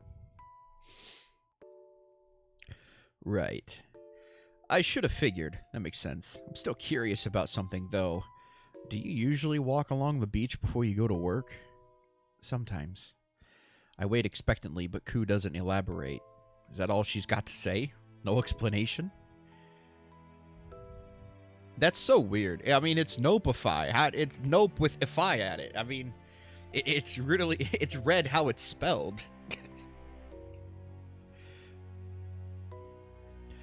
I guess she's a woman of few words. How mysterious. So, what do you usually do on the beach? Stand. Stand?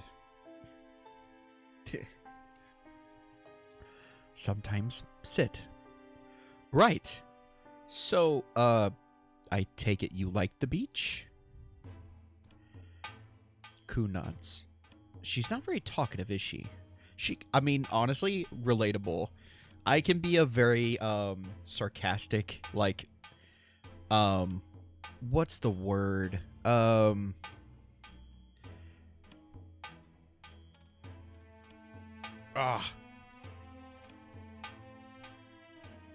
What is oh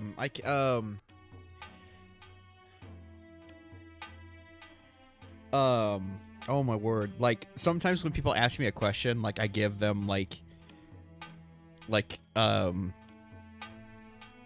base answer, like, you know, like, you know, what do you do at the beach? I stand.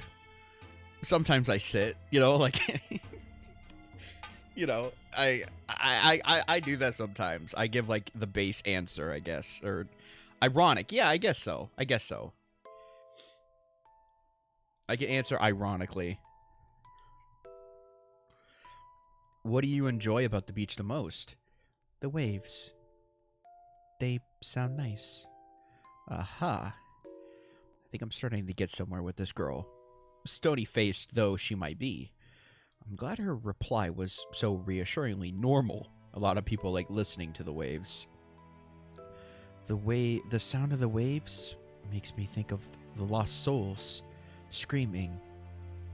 I like that. Right. I take it all back. Koo isn't normal at all. Hey, skedaddle. Huh? What is it? We have a bit of time, so do you want me to tell you your fortune? My fortune? Koo nods. I have my tarot cards with me. Would you like to know what they have to say? I can't say I've ever given my future much thought. But if you're that invested, I guess you can give it a shot. Since it's my first day on the job, I'd like some reassurance that it'll go well. My day was pretty good. Pretty basic. Nothing exciting, but, you know, wasn't bad.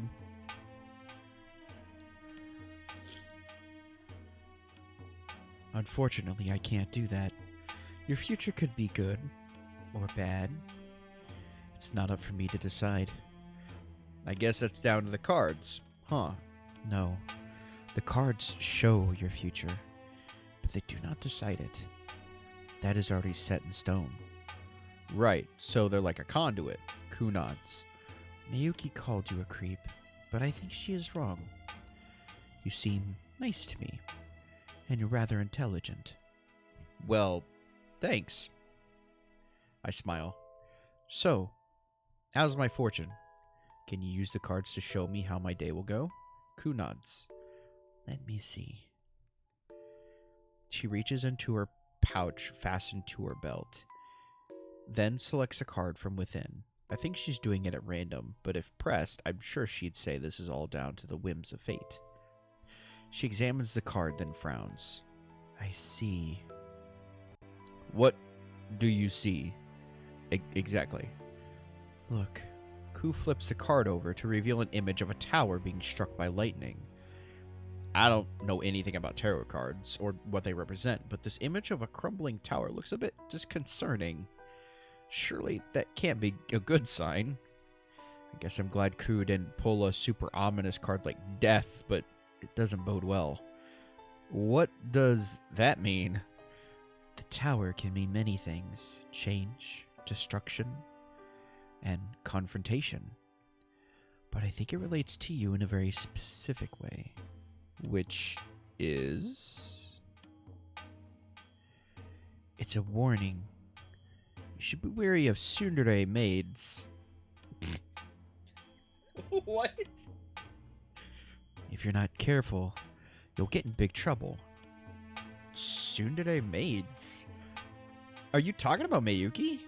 You'll find out soon enough now. Ku slots the card back into its pack, then offers me a small, faint smile. Shall we be on our way? Right. I accompany Ku to the seaside cafe in companionable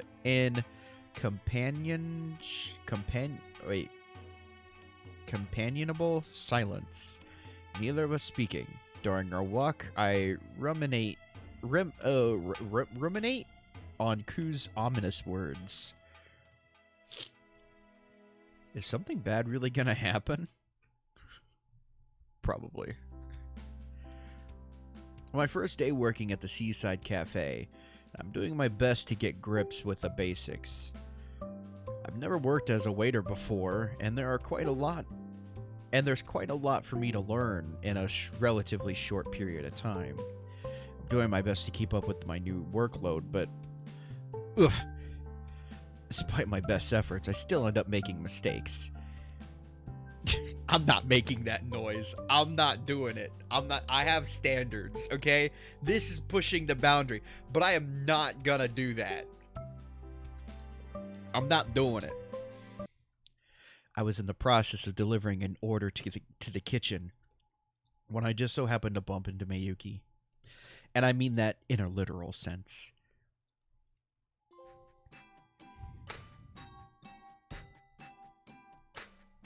Oh boy. Oh wow. Okay. $10 says you S. Wait, what? Says you too? No. Ow. My raven-haired colleague is now sprawled on the ground, her stocking legs spread in quite a compromising manner. The full helm of her frilly skirt is rumpled, and rather a lot of her pump ties are on display. Why you gotta be so descriptive with this, dude? Like, chill, man. Well, that was a turn. Actually, don't. I don't have that kind of money. I'm not. I wouldn't do that to you. Yeah, that took an interesting twist. Okay. In that pose, her cheeks lightly flushed. She looks good enough to eat. Skedaddle, come on, man. We talked about this. Don't be saying that kind of stuff on Twitch, dude. That's crazy. I have never, ever, ever, ever, ever in my life have ever looked at somebody like that and even thought that, like, that is wild. It's a dating similar. What did you? I know, but like, that's wild, dude. That's crazy. But speaking of, she looked good enough to eat. Okay. But speaking of food, Miyuki was supposed to be carrying an ice cream sundae to table 13 before I knocked her. Now said ice cream sundae is laying on the floor. Melting strawberry ice cream is splattered everywhere, like something from a crime scene. And the fluted glass it was served in has shattered. I hope Miyuki didn't cut herself. Are you alright, Miyuki? What? Miyuki looks a little dazed after her tumble. She rubs her temple with one hand, her eyes unfocused. Oh no. Forget lacerating herself on the glass, now I'm starting to worry she has a concussion. I've only been on this job for a few hours and I might have injured one of my coworkers for life. Hey, Miyuki.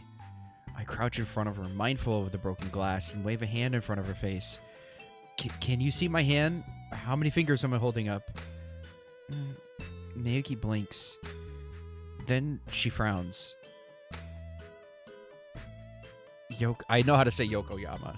Yokoyama? So she remembers my name. That's a relief. Seems like all her memories are in order at the very least. I'm glad she doesn't have amnesia, but... Yokoyama, you cretin! Soon, I begin to wish she did. The shock of her stumble must have finally worn off. Miyuki hauls herself to her feet, her legs trembling, and glowers at me. Her eyes are hard and serious, positively burning with indignant rage.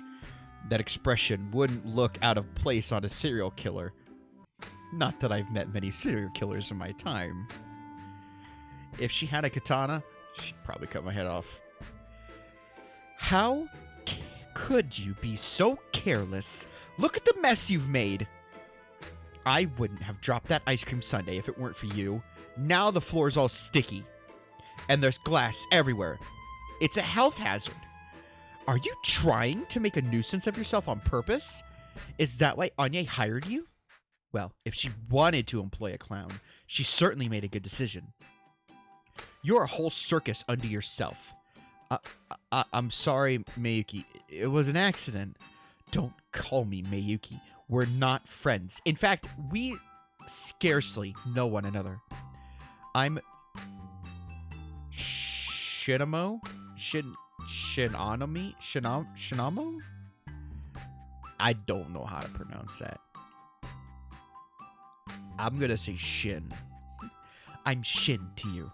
Nothing more and nothing less. Am I making myself clear? Quite clear.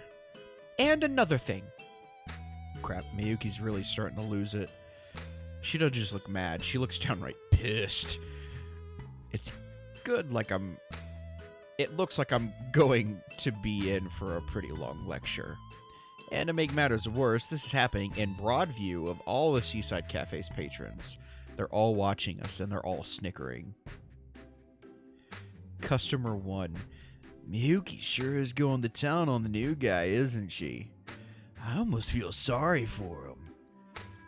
Well, he does deserve it. He has caused quite a mess. I'd be upset too if I were in Miyuki's position. You're being too hard on him, if anything. I'm grateful. We're almost treated to an eyeful of Miyuki's panties thanks to his clumsiness. If only her skirt could have flipped up a few more inches. Now I'm curious to wonder what color she's wearing. Wow, alright. Got an audience of creepos. That's cool. Aw, she looks a little embarrassed. Miyuki pauses midway through her lecture. Her right eye twitches, and her fingers clench into fists at her side. If she wasn't so dedicated to her role of being a waitress, I think she would have slugged these guys. And for good reason. They're not being very discreet. In any event, Mayuki clears her throat. Let's leave this for later. I'll give you a proper talking to when our shift ends. Away from customers. I don't want to bother them. For now, you should at least clean up the mess you made. The glass needs to be swept up ASAP.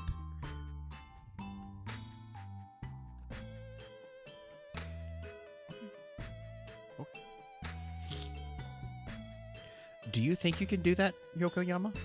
Or are you planning to mess that up too? I'll do my best, mate. I mean, Shin. Good. See to it that you do. Honestly. Mayuki scowls. I have no idea why Anya hired you. You're not making my job any easier. You really need to get it together. Otherwise, heads will roll. So saying Mayuki stalks off, to deep sighs of admiration from the customers. Mayuki's so cute when she gets angry. I wish she'd insult me too. Okay. She a 9 out of 10, but she petty. Yeah, for real. I agree. Her flushed face is especially adorable. I shoot these two guys a sideways glance. The comments are actually making my skin crawl. Jeez. I sigh. I guess Ku's warning this morning had some merit to it after all. Today's not been a good day for me or Mayuki.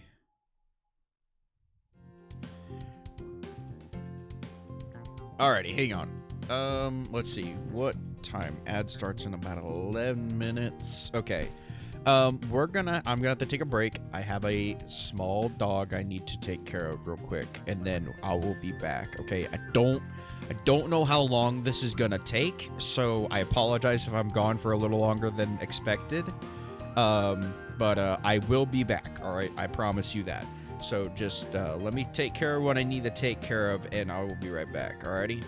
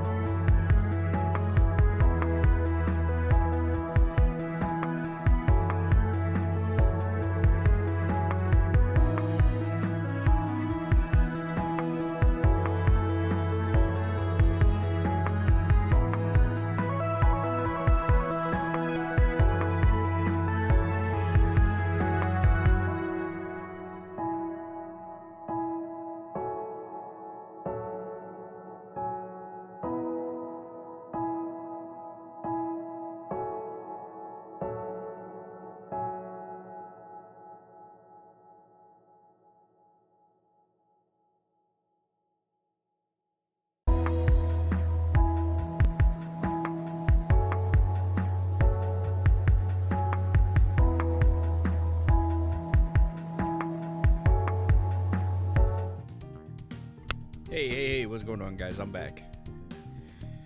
Sorry about that.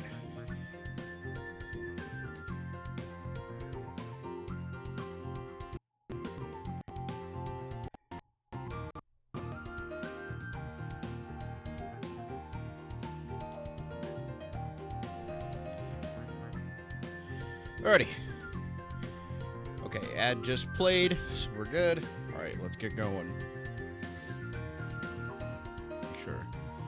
Laundry. Took care of him. Yeah, we're good.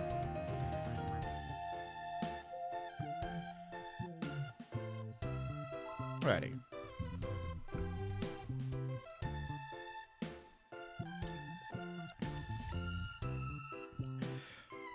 Alright, Yokoyama. Listen here. Mayuki rounds on me that moment the cafe closes, her eyes narrowed. Oh boy. She's so frustrated. She hasn't taken her frilly maid attire out. Sorry. She's so frustrated. She hasn't taken her frilly maid attire off. She's still wearing her cute black dress and the pair of cat ears that go alongside it.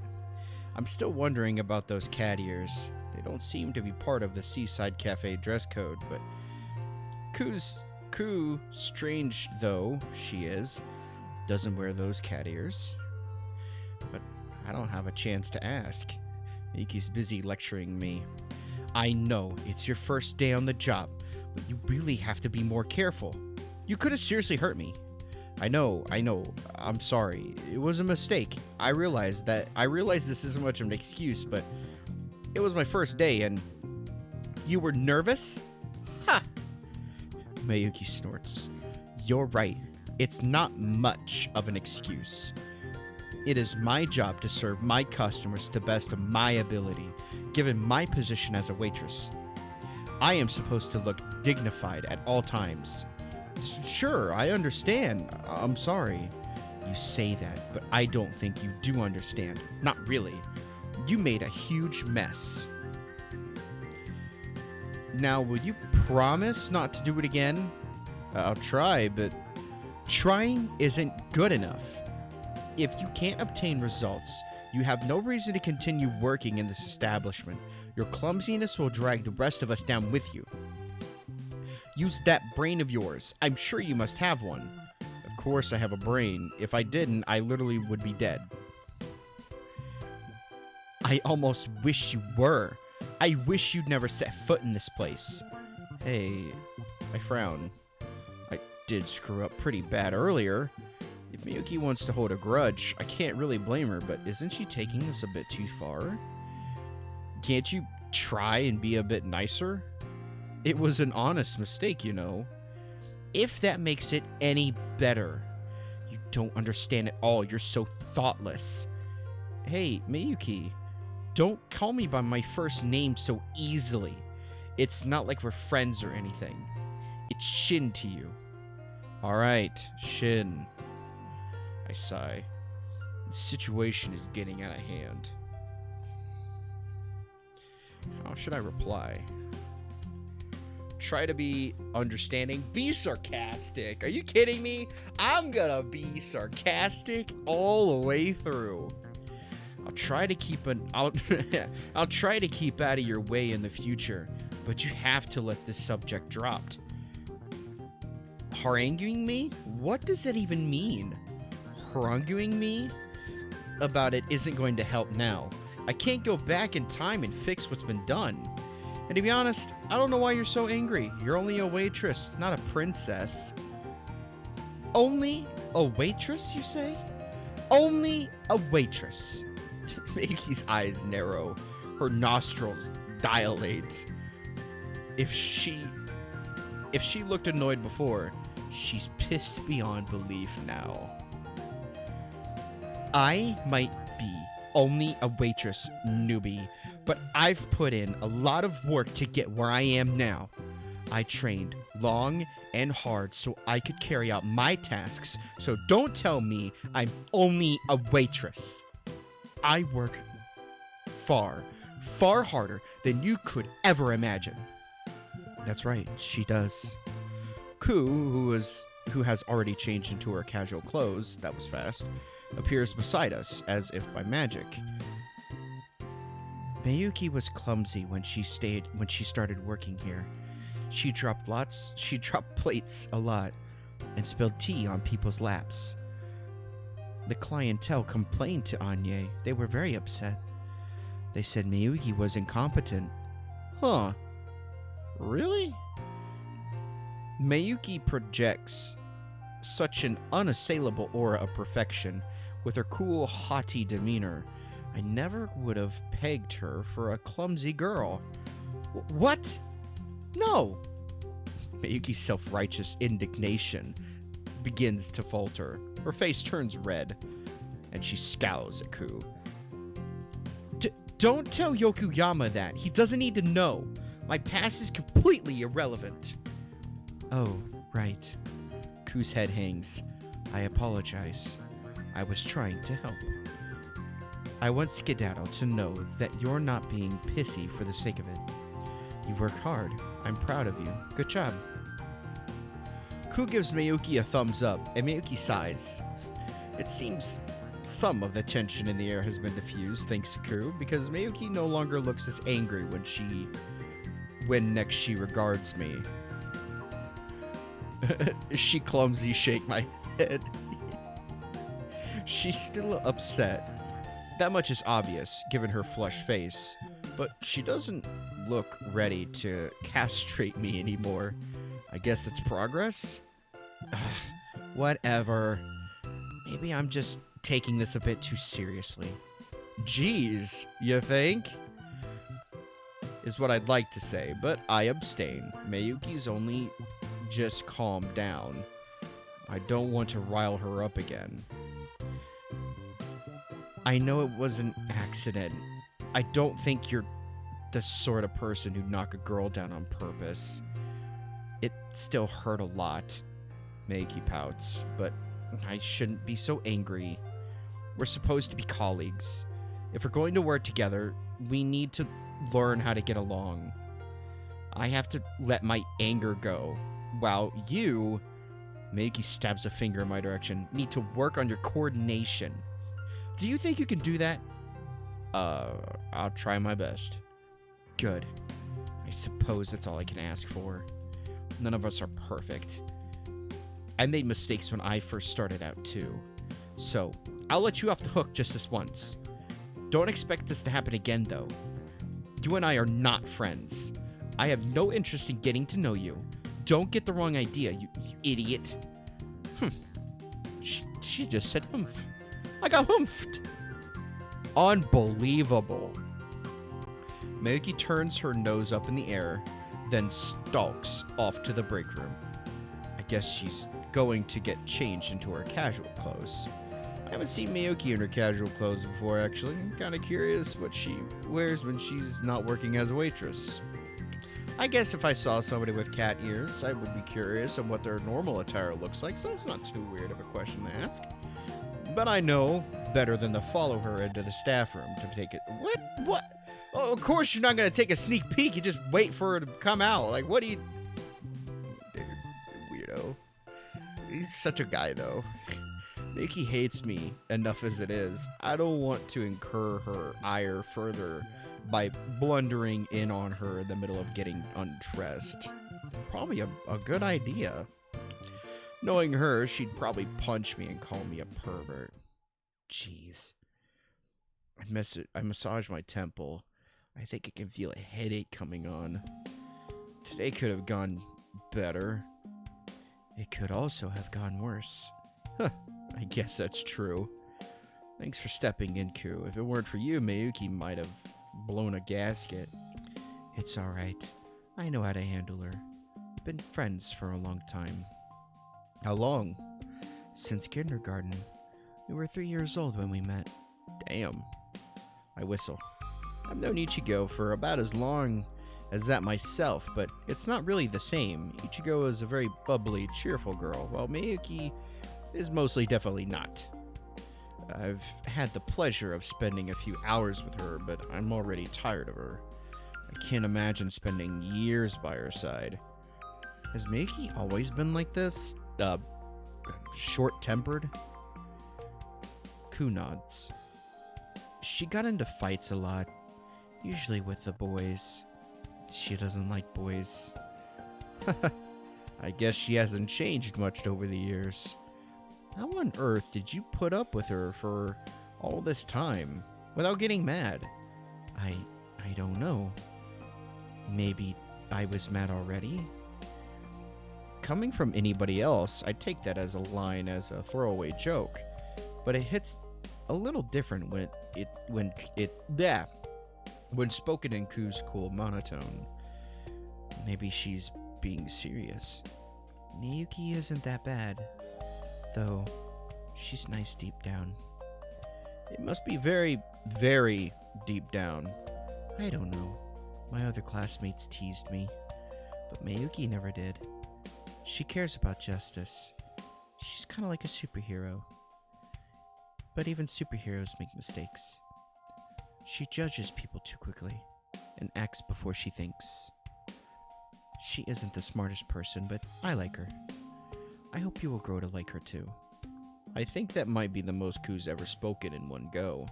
Usually she communicates with hmms and nods in half sentences. She really must like Miyuki to ordinate for so long on her behalf. I don't know if I trust Ku, but she seems level-headed enough. Her interests in the occult aside, maybe I should make an effort to meet her halfway.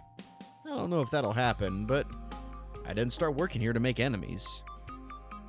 If Miyuki starts softening up, I'll respond in return. I wouldn't mind being her friend. Good, I'm glad. Ku smiles thinly, then she rises on her tiptoes.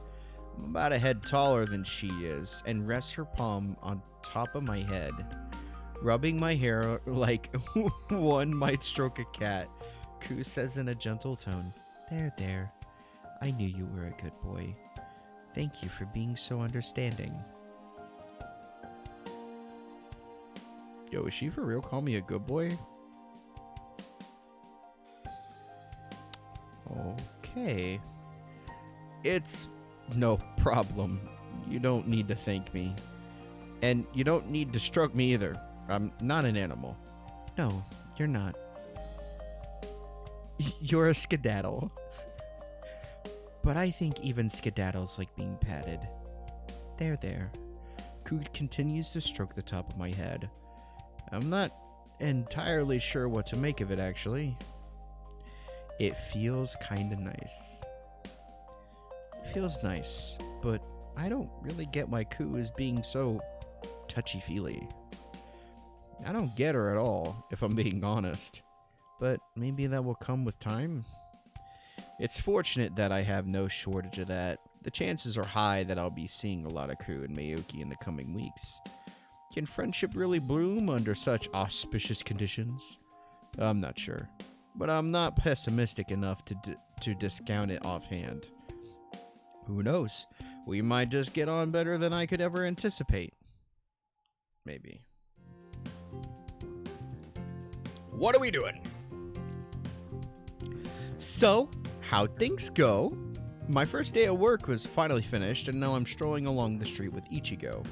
We met up on the beach about a half an hour ago so we could pick up some groceries. Ichigo's went shopping already. Ichigo went shopping only yesterday to buy ingredients for my celebratory curry, and we're running perilously low on the essentials. We're all out of eggs, and we need spring onions, potatoes, cabbage, and a whole host of other ingredients. Ichigo and I usually go shopping together. It's easier to carry everything back home with two pairs of hands, as opposed to one. Did you have fun, Skedaddle? Ichigo walks in perfect sync with me, her hands linked in front of her. The sunny day, and Ichigo's golden hair seems to glow, much like her bright, beaming smile. Ichigo smiles approximately 95% of the time. I'd expect nothing less from her. She's been beaming even if the sky was overcast. She'd be beaming even if the sky is overcast and the clouds are gray and swollen and we're gawning droplets of rain. Those are the best, man. I love rain.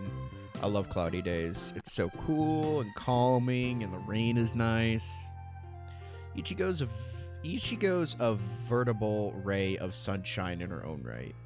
It's hard for me not to smile in return when I'm with her, though I feel pretty tired right now.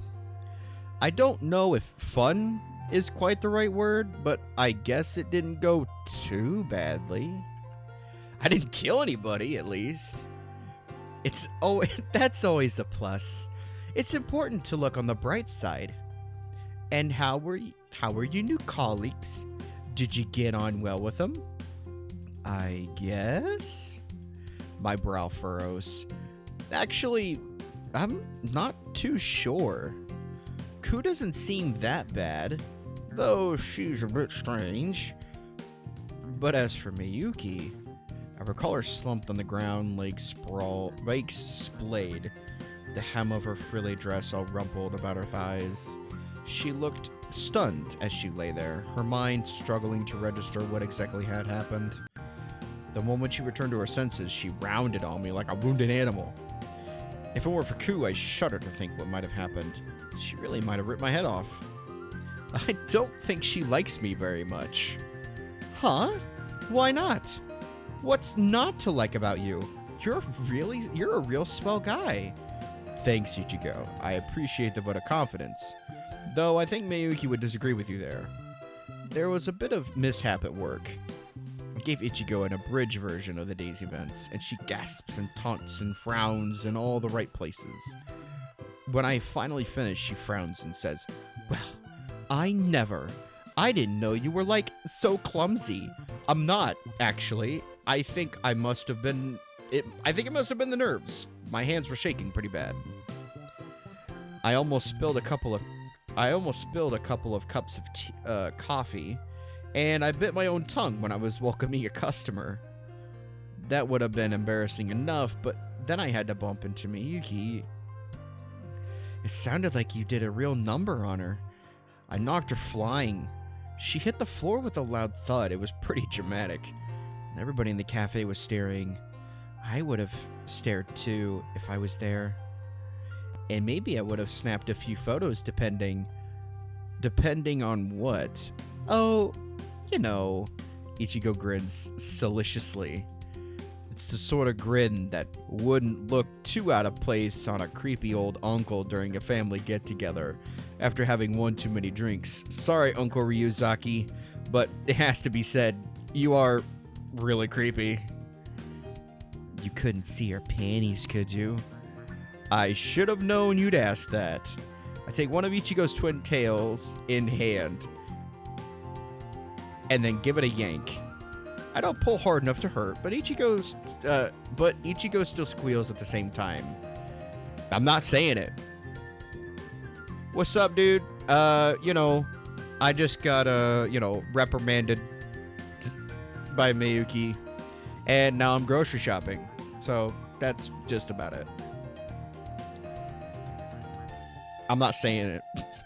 You're so rough, Skedaddle. Don't give me that. You brought it upon yourself asking such inappropriate questions. Why do you care about Miyuki's panties anyway? Why shouldn't I? You know how I feel about cute girls. I can't help but, take an interest. Yeah. I roll my eyes. You could be such a perv sometimes. Me? A perv?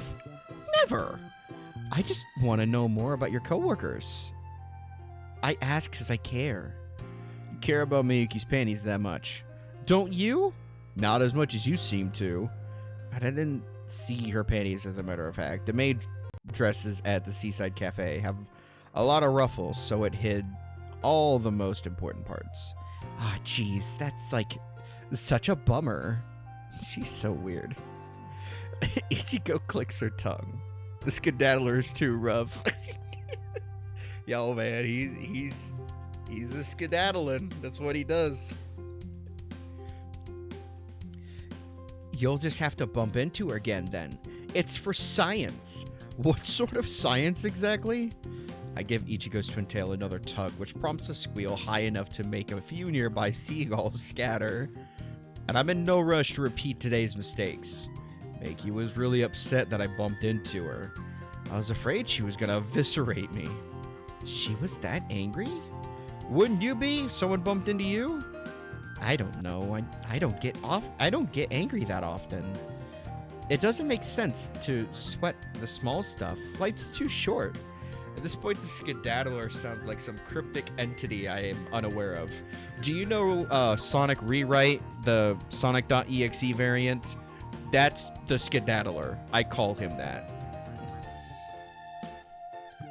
Just because when in the Roblox model in the 12-hour stream on Sonic Elevator, when he ran, he looked like the definition of gotta skedaddle. So I just called him Skedaddler.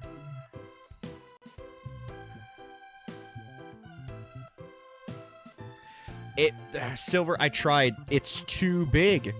The VOD is too big. YouTube refuses to upload it. So what I might have to do is go in and just like clip some of the clicks. I might just go in and clip some of the skedaddler parts just to have a reference of it and post them on YouTube or something. That's the best I can do. Oh my word. Tails, you gotta be kidding me. Sonic's gotta get you on a leash, I swear. Can't be making compliments. Not compliments. Can't be saying things like that, dude. That's crazy. I don't know. Oh yeah, we already said that. It'd be inconvenient, but I'm sure I'd live.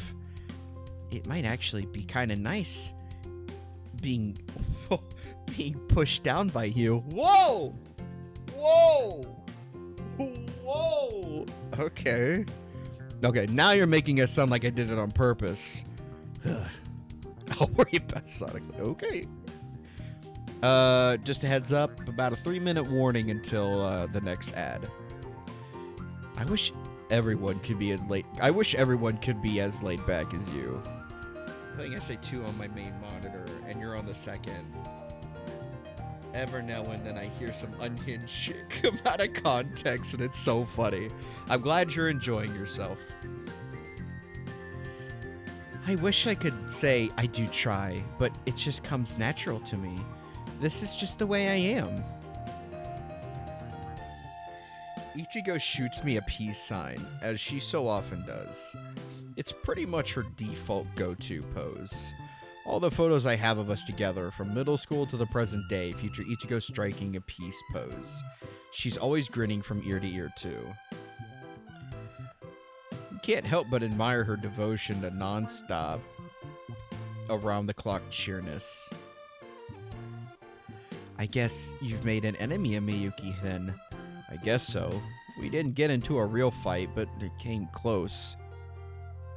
According to my calculations, she is whack. It's a little unhinged, yeah, I'm not gonna lie. 2-minute warning, by the way. I guess so. Oh, yeah. But it came close.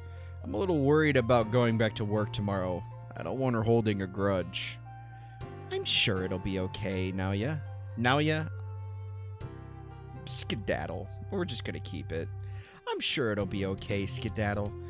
You might have gotten off on a bad start, but that means your relationship has ample room to improve from here on out. If you're nice and polite to her, like you are to me, I'm sure you'll win her around. Don't lose faith, okay? Now, Ichigo pauses, her hands planted on her hips. It looks like we're at the supermarket. Let's stock up. Right. I guess it's time to put aside today's concerns and join the fray of frantic housewives, all searching for the best deals on chicken breasts and cartons of eggs. 1-minute warning. The supermarket can be a bloodbath around this time. We need to think up a plan of action, stick to it, or we'll get swept away.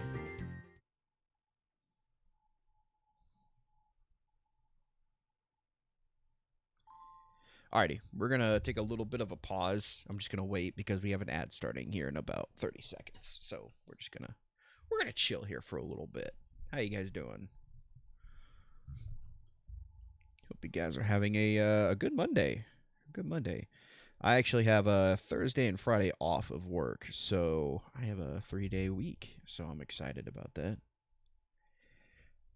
Quite excited. So you know what that means.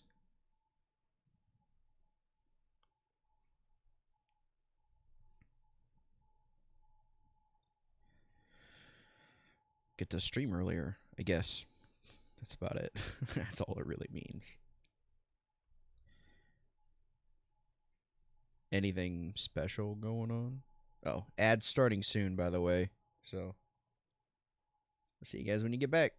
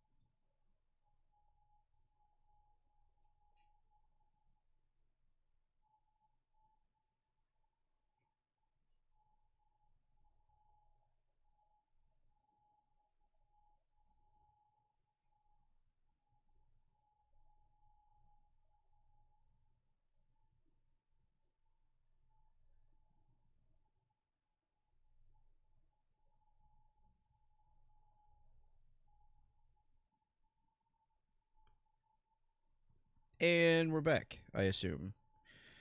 How are you all doing? I hope things went well.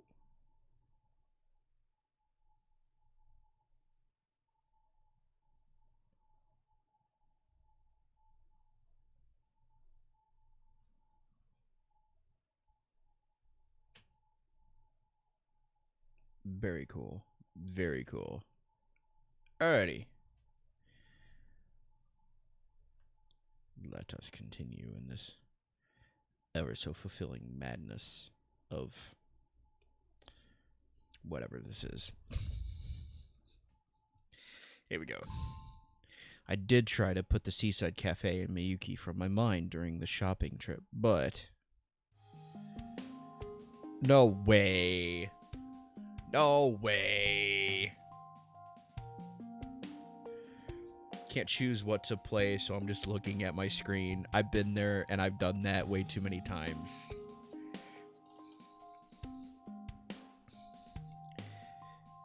Is that you, Yokoyama? Miyuki.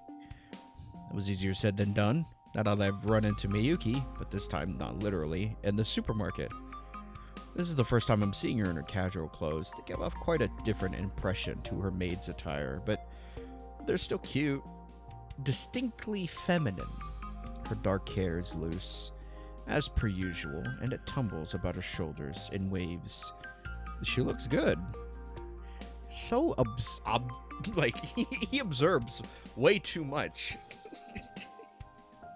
But that's not the time to ponder such things. What are you doing here? Shouldn't I be here? Miyuki peers at me, one hand beneath her chin. Is there some sort of problem with that, Yokoyama? No, not at all. I was just surprised. Yes, play Sonic the Fighters. That is a great game. Why? Miyuki's brow frowns. I'm only human. I have to eat to survive, and the supermarket is the closest to my home. I come here often. Yeah, I guess that makes sense. Honestly, Miyuki sighs. The one here who doesn't make sense is you. Oh boy, here we go. Oh my? What's this? Ichigo skips over to us, clutching a bag of her favorite corn snacks to her chest. She drops the bag, I assume. She drops the bag into the basket, then examines Miyuki with curious eyes. Do you know this pretty girl, Neo? Skedaddle? It's Skedaddle. Do you know this pretty girl, Skedaddle? Pretty? I don't think Miyuki was expecting this compliment because her face turns pink. Shyly, she dips her head, then mumbles. Do you really think I'm pretty? Of course I do. You're like super duper cute in a mature and redefined way. You look just like a regular lady. A regal. I'm sorry. Regular. That's horrible. A regal lady. How'd you meet such a grade A cutie, Naoya? Well, you see... Sorry, I forgot to turn something up. There we go. Oh, in case anybody's curious, I think I have them. Hang on. Let me do a double check. They should... Okay, yeah, they should be on. In case anybody's curious, I don't know what platform you guys are on.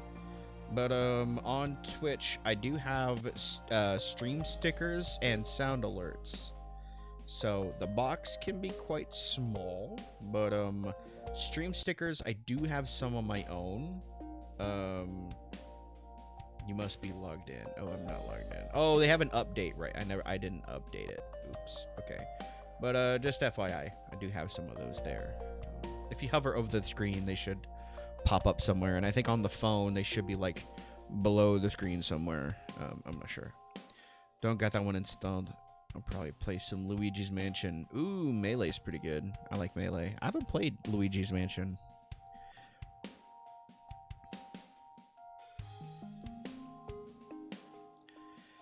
How'd you get to meet such a grade A cutie, Skedaddle? She doesn't work over at the cafe, does she? That's right, actually. This is Miyuki. Miyuki pouts. I thought I told you to call me Shin. It's not like we're friends. Right. I'm sorry. This is Shin Miyuki. She's a bit standoffish, and she doesn't like being called anything other than her family name. That's not true. I don't mind being called Miyuki by my friends, but you are most certainly not my friend. You haven't earned the right yet. Sorry about Skedaddle. You'll have to forgive him. He can be kind of dense when cute girls are concerned. It's alright though. I know he has a heart of gold. I promise. Skedaddle's a really nice guy, Miyuki. Can I call you Miyuki? So I don't pout at him like that, please. Please. He doesn't mean any ill will.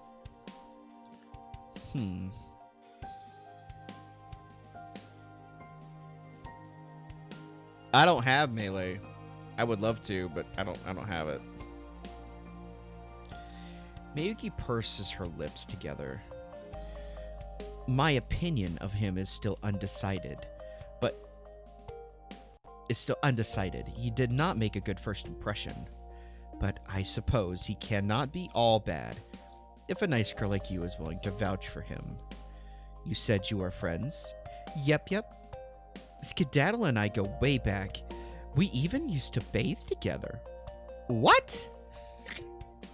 Miyuki raises her brows until they're swallowed by her blunt-cut bangs. That's so immodest. How can you say something like that with a straight face? Aren't you ashamed of yourselves? Oh, no. I think Ichigo might have given Miyuki the wrong impression. I guess it's down to me to smooth things over. We did bathe together, but that was back when we were like very little kids. We were only babies at the time. I don't even remember it. Oh, right. Realization dawns upon Miyuki's face. She frowns. Well, why didn't you say that sooner? I figured it should go without saying. Skedaddle and I bathed together in haven't bathed together in ages. Yeah. You're good, Tails. Go get him.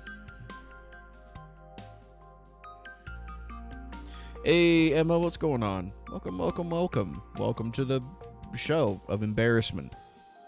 And it humbles me. Yes, and it would be better to keep it that way.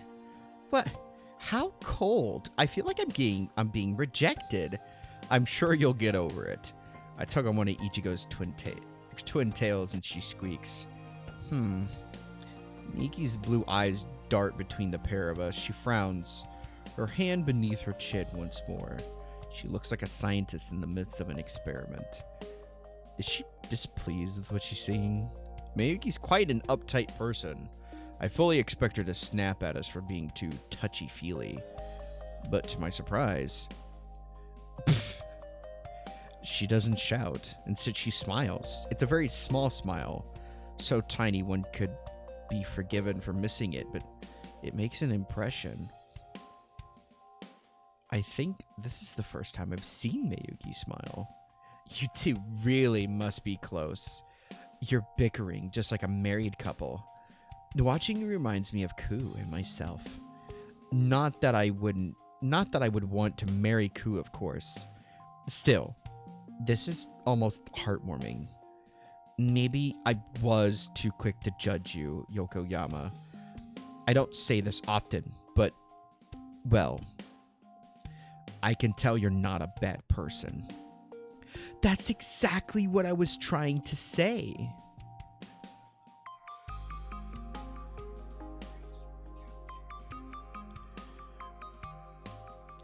He can be a bit dense, but he isn't bad. Not at all. If he was, he wouldn't be like my bestest friend ever.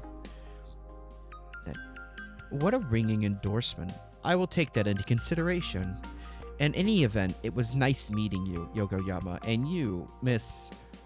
I'm Suzuki Ichigo, but you can call me Ichigo. You don't need to be formal around me. Ichigo, then. It's a pleasure. I would not mind talking a bit longer. I'm sure you have a lot of embarrassing stories about Yokoyama's childhood to share with me, but I should get on. I need to cook for myself tonight. I was hoping to get some reduced packs before they clear out, but I'm not sure what would be the best. Oh, if you need any help picking and choosing, you can rely on me. I go grocery shopping all the time, and I know how to spot a bargain from a mile. How to spot a bargain from a mile off. I can help you get the best bang for your buck. Really? Miyuki blinks. This is very kind, but I wouldn't want to bother you. It's no bother. We've got almost all the stuff we need. We were just about gonna, like I said, grammar mistakes. We were just about to check out, actually, when we saw you. I don't mean to be rude, but it looks like you're struggling a little. You haven't put a single thing in your basket. Oh. Yes. Miyuki glances at the basket hanging from the crook of her arm. It's like Ichigo said, it's empty. I was trying to find the best cuts of meat for the best possible price, but there were so many brands and options, I felt a bit overwhelmed. And truth be told, I don't cook for myself very often. I'm not good at it. I'm not used to it either. I'm a complete novice when it comes to domestic affairs. It's somewhat embarrassing. Miyuki sighs. I want to do my best in all areas. Who doesn't? But when I'm faced with a task I've not done before, I start to overthink myself. I get anxious and I find it hard to come to any decisions. That's why I've been dithering for so long. It's quite bothersome, really. I wish I had some self-confidence to make mistakes. It's the best way to learn, after all. I should stop being such a perfectionist. You're probably right there, but don't worry. So long as you know there's a problem, I'm sure you'll be able to rectify it. I really don't mind helping out either. I can teach you all about budgeting, just like that. Ichigo snaps her fingers. I can give you a few recipes too, if you need any help on that front. I love cooking. Well, if you're sure. Mayuki smiles, then bows her head. Thank you, Ichigo. I would be happy to accept your gracious offer. All right, then let's do it. Let's get to it then. Now, if it's cheap but high quality chicken you're looking for, Ichigo picks up a few packs of chicken from the shelves and holds them up for Mayuki's inspection. She spouts off some information about price versus quality and quantity while Mayuki nods and her brow frowned. She looks like she's taking this pretty seriously. She's such an honor student. I need a drink. Talk with more emotion. I'm trying, okay? But my female voices are not very good, and it's hard to hold them for quite a while. Not to mention the amount of females I have to voice. I'm sorry. Ichigo and I lead Mayuki about the supermarket for about 15 minutes. We both give her pointers, and by the time we're done, her basket is laden with cheap but nourishing ingredients that should last for a while. We pay for our respective purchases together, then we leave the supermarket laden with carrier bags. We need some Fem Apex for more motivation. What do you mean? Don't even say that. I can hear the faint sound of seagulls and smell the sea salt air. We need a Femboy Apex. No! Stop! You're not getting Femboy Apex. I don't even need to be compared to that. This was a mistake.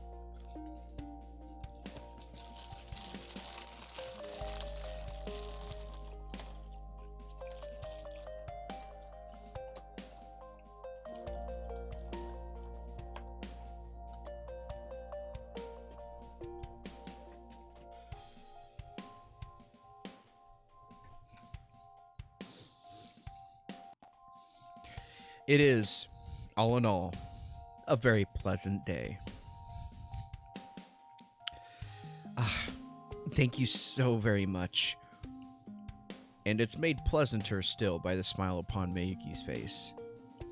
Your advice was indispensable, Ichigo. You're very wise. Oh, I don't know about that. I'm kind of stupid when it comes to most stuff, really. But if there's one thing I do know about, it's cooking. You can ask me whenever you need any help in the kitchen. I'll be over in a shot. I'm just your friendly neighborhood Ichigo. Thank you, Ichigo. Perhaps I will do that, if I find myself making any complex dishes. As for you, Yokoyama, Mayuki turns to me, her dark hair fluttering behind her heart-shaped face. You were surprisingly dependable, too. You taught me a lot about food storage and preparation I'd never thought of before. I'm still a novice when it comes to the culinary arts, but I will strive to improve myself. I'll practice my cooking this evening, and I will keep all you told me in mind. I really do appreciate it. 1,000 sub celebration. No, absolutely not. No. No, no, no, no, no, no. Absolutely not. I'm not doing that. Ever. I have standards, and this is about as far as they're going. It's no prob. I returned Miyuki's smile with one of my own. I figured I owed you as much after I bumped into you at the cafe. You did this. I know I acted like an ass, and I'm sorry. Am I forgiven? Of course you are. I'm not so petty I would continue to hold a grudge after you'd have apologized. It's all water under the bridge. Great. I sigh in relief. Thanks, Mayuki. That's Shinti. Her voice trails off. She frowns. But if you want to call me Miyuki, I suppose I have no real objections. I have never been addressed so casually by a boy before, and it's a bit embarrassing, but, well, I suppose I can live with it. It would seem strange if I did not call you that when Ku does. Miyuki swallows, then glances at me shyly. I'll look forward to seeing you at work tomorrow. Skedaddle. Let's both do our best. Skedaddle. It's the best. Skedaddler's at it again. What a ladies. Silly little guy. He. Shoot Ichigo a sideways glance. She's been grinning to herself about something or other ever since our chance encounter with Miyuki at the supermarket. She's walking as though she's on a cloud. Her pigtails bounce with every step, and the hem of her skirt flutters around her thighs. She looks so happy. Her eyes are positively sparkling. It's all very curious. Now, what's got you in such a good mood, huh? Oh, it's nothing really. I'm just glad I was able to meet one of your colleagues. She was such a cute girl. I bet she could even make it as an idol if she learned to smile a little more. Now, that's a bold statement. But I also regret Nubby. That's my saying. Don't regret anything. I'm regretting some things. I don't know much about the idol industry, but I do know idols are supposed to have looks akin to goddesses. How does Miyuki stack up against the likes of Ashizora Shiori? Never seen her, so I couldn't tell you. I think she has what it takes. I don't know. I don't know what she looks like, but I'm not gonna be a douche. You might have a point there. Miyuki is very pretty. I always have a point. I know when I'm talking about what. Sorry. Like I said, I don't think the person who made the game speaks English entirely, so probably going to be some spelling and grammar mistakes, okay? Mostly grammar. I know what I'm talking about when it comes to idols. Just call me the idol professor. If Ichigo had a pair of glasses, I'm sure she'd be sliding them up to her nose right about now. One of Ichigo's many loves in life, in addition to food, and small animals, is idols. She owns a huge amount of merch and CDs, and her bedroom walls are positively plastered in posters of cheery, beaming girls wearing cute, frilly dresses and shark plushies. There was at least one shark plushie. She's such a huge idol. Otaku. She could give even the most hardcore male fans a run for their money. It's actually like a total shame Mayuyu hasn't devoted her life to being an idol. She's too pretty to be a mere waitress. If she were to debut properly, I bet she could make a huge splash. I suppose it's possible, but I doubt Miyuki would be interested in that.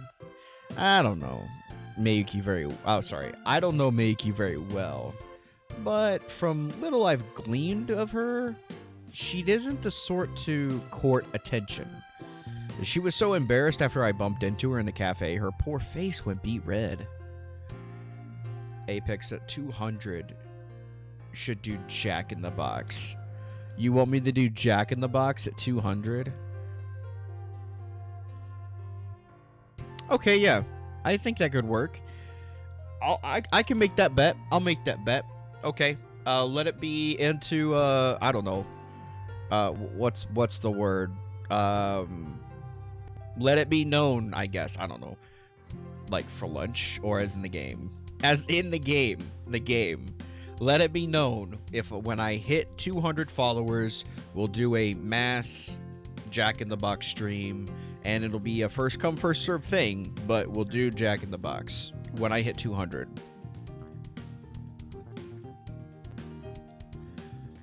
Could a girl like that endure the stares of thousands upon thousands of fans?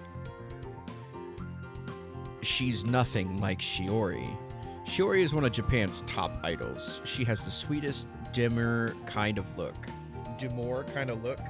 With long, wavy hair and a gentle smile. Ichigo adores Shiori, and her room is full of Shiori merchandise. When I think of idols, I think of Hashizora Shiori. She is the undisputed queen of the entertainment industry. Well, that is to be expected. There aren't many people out there as suited for idolhood as Shiori. It's almost like she was born to be adored by legions of fans. She never ever gets anxious, and she never makes mistakes. Shiori really is perfect. Ichigo sighs deeply, as she often does whenever she speaks to Shiori, and holds her hand to her face. May you use like a lump of coal compared to her. She has been put under enough pressure to transform. She hasn't been put under enough pressure to transform into a diamond, but I think she could do it if she tried. Not all idols have to be sweet and bubbly, you know? Some idols play characters, and these characters are pretty popular. Really.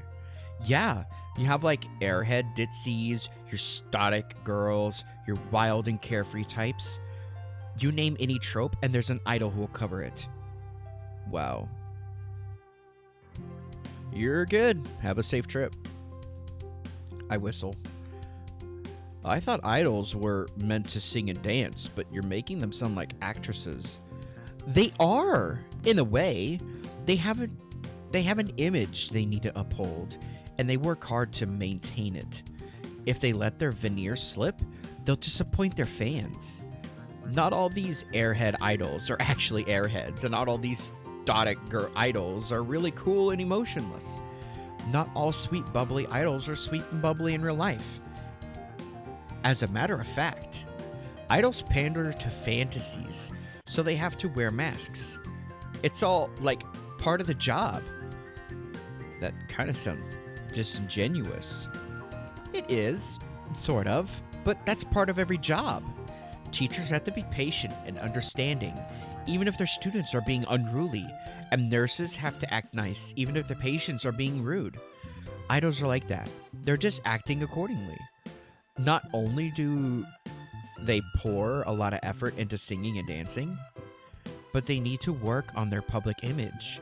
They're working almost 24/7 whenever they go out in public, into the public eye. Don't you think that's commendable? I guess, when you put it like that. I know, right? Ichigo beams happily. Idols are incredible. They're ordinary people, like you or me, but they push themselves so they can become extraordinary. I've watched a lot of interviews about my favorite groups, and even I can't fathom how much sweat, blood, and tears go into the careers. They work harder than most politicians so they can make us happy.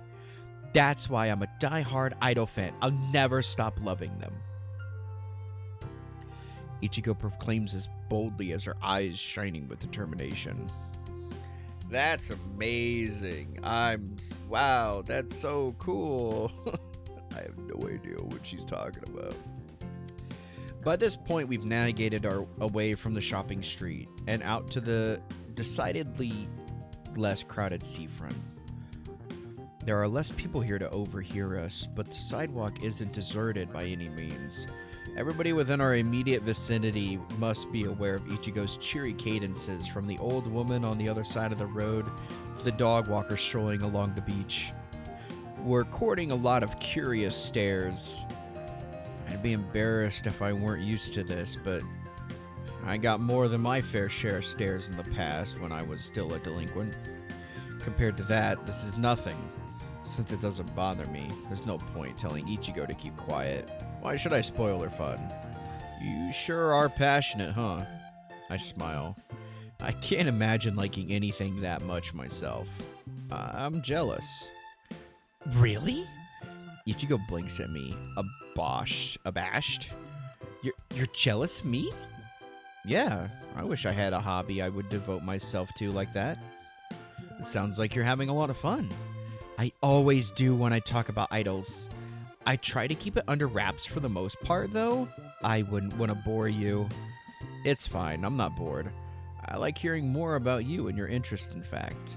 I've always been aware of Ichigo's fixation on idols, but I never knew her feelings for them were so personal. Oh, skedaddler. Hey, what's up? That was pretty quick. Oh, skedaddler. Or skedaddle. You have a, minute and a half warning until the next ad break, just FYI. Ichigo smiles at me sweetly. You're so nice to me. I wasn't for a while. I'm trying to change that, though. You're here for me, so I want to be here for you, too. You could talk to me about anything. I promise I won't judge. Anything? Mm-hmm. You mean you'll even let me gush over Shiori releases a new single? You do that already. And you won't mind if I play Tropical Kiss over and over when I'm cooking in the kitchen? Again, you do that already. And you won't mind if I buy a vial of Shiori's bathwater? Or use socks? Or even her underwear? Sure, that's... Wait, what?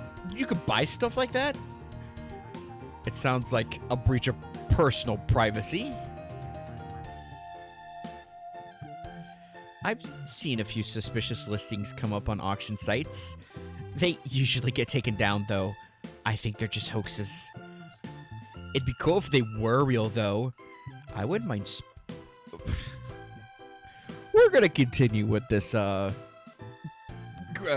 whatever this is after your little ad break. So, I'll see you guys soon.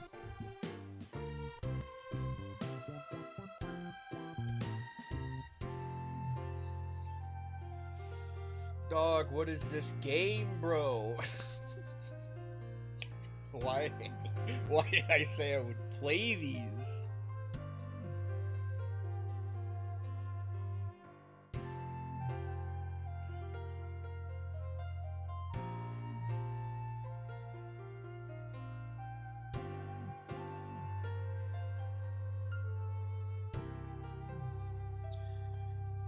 Wait, is the ad over? Are you guys back already? That was fast. Was I talking while it was playing?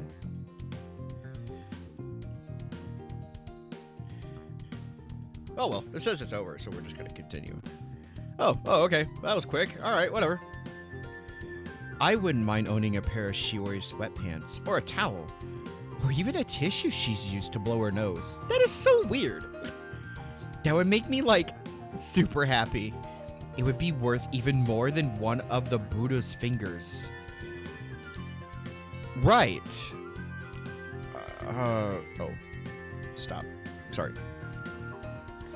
I was prepared to support Ichigo's idol obsession, no matter how intense it might be, but this might be the part where I bail. You can buy anything you want with your money, but you don't need to share that sort of thing with me. If you absolutely have to sniff Shiori's old socks, can you do that in your room? Oh, of course. Don't worry about that. I'll try and be discreet. Ichigo grins and gives me a salute. I'm really stuck on Mayuyu, though. I think she'd make an amazing idol. She mightn't be almost... Wait. She might not be able... Mightn't is not a word. That's crazy. But that's wild. Okay. That's crazy. She might not be able to be a pro like Shiori, but she could always be a maid idol. A maid idol? I look at Ichigo askance. What's that exactly?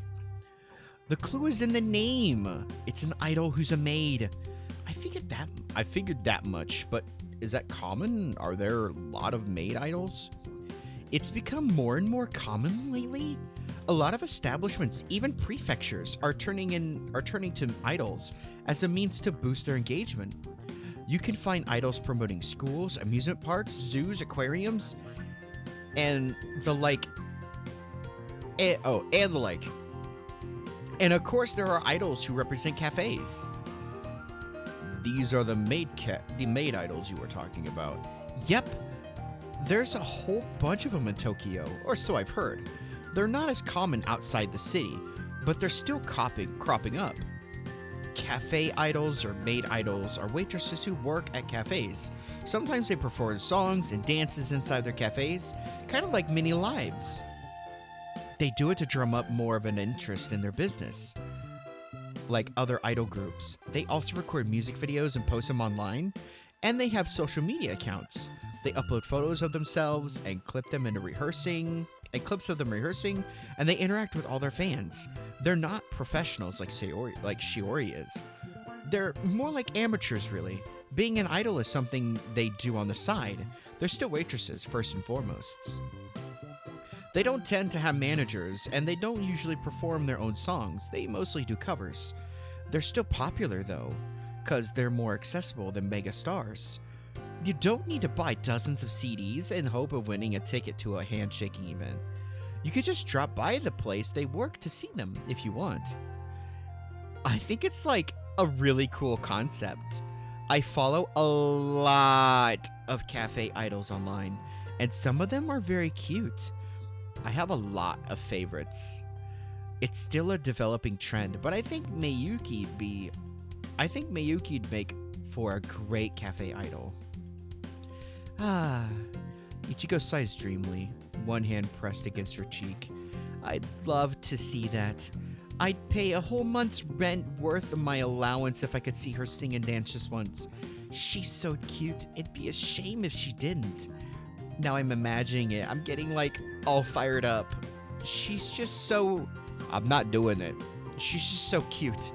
Like, I can't bear it. It looks like all this talk of maids has short-circuited Ichigo's brain. She's lost in all of her fantasies, completely oblivious to the world around her. The old woman on the side of the street gives her a concerned look and then hurries on. The dog walker on the beach, meanwhile, starts to... We're gonna say snicker, but I want everybody to know this is not an offensive word, okay? This means like to snicker, okay? It's just said differently.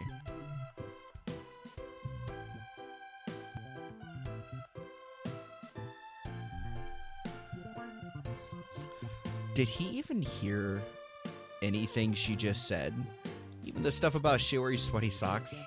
If so, he'll probably be thinking that Ichigo is some sort of degenerate. And he might have a point. Her love for idols is intense. I hope it doesn't get her into any trouble. Uh-oh. Okay, hang on. I have to go do my laundry real quick.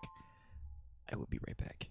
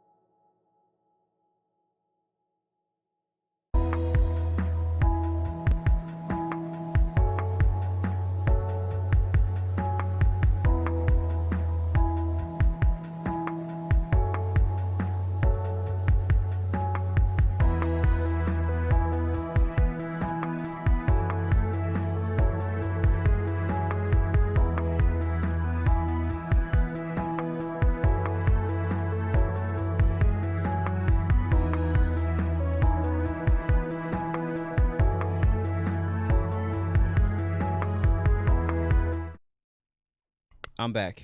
Y'all better not be talking about putting me in a maid outfit. That ain't happening.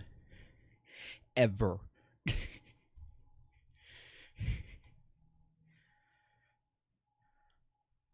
I just looked up and I'm confused while we're starting to talk about Apex in a maid outfit. I said it'd be a great idea for a 1,000 sub celebration if he does, and I'm promoting this shit on Twitter.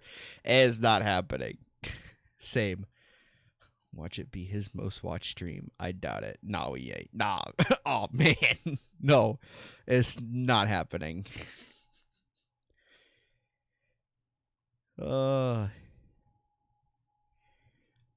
Sorry.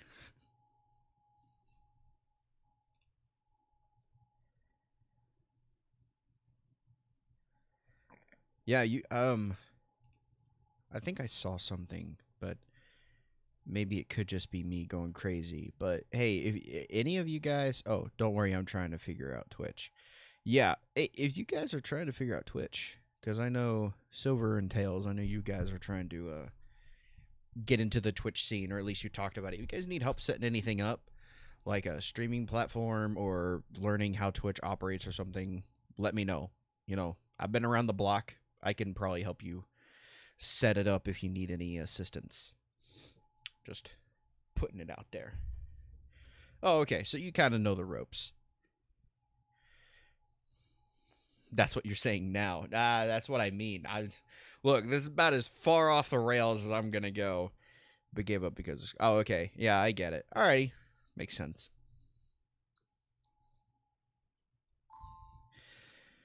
Ugh. I've never.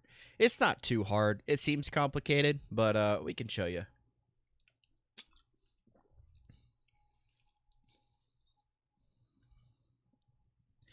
Well, yeah, dude. We could, like, totally do, like, a big collab. That'll be awesome. Downloading. You use Streamlabs? I use OBS for right now. I enjoy it. I thought about maybe using Streamlabs because a lot of the stuff, like my chat, my alerts come from there. So I use Streamlabs for a lot of the extra stuff, but I probably should try it out and see because I know a lot of people like it.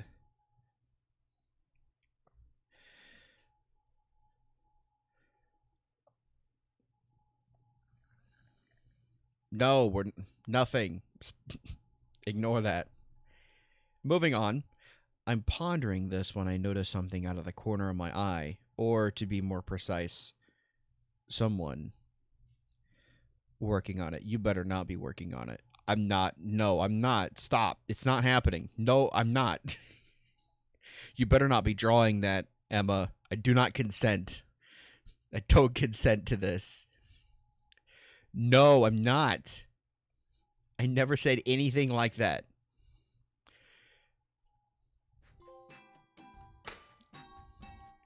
Guys, look. Whammon. In a swimsuit. Ooh, look, wow. Amazing. Totally pulls all of your attention away. Ugh.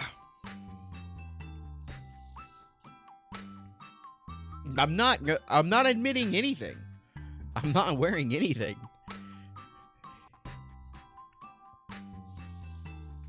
A girl is sitting on the beach wearing a sleek black swimsuit. Nah, no, you can't. Her arms are bare, and the smooth curves of her shoulders and her thighs look white as fish bones beneath the summer sun. I mean, she doesn't look that pale, but okay. Never. It's never happening. Ever. Her hair is silver, tied back in two stubby pigtails, and her bangs are so long I can only see one of her eyes. Even from a distance, I know who she is. She makes quite the impression. It's cool. I've noticed her, but I don't think she's noticed me just yet.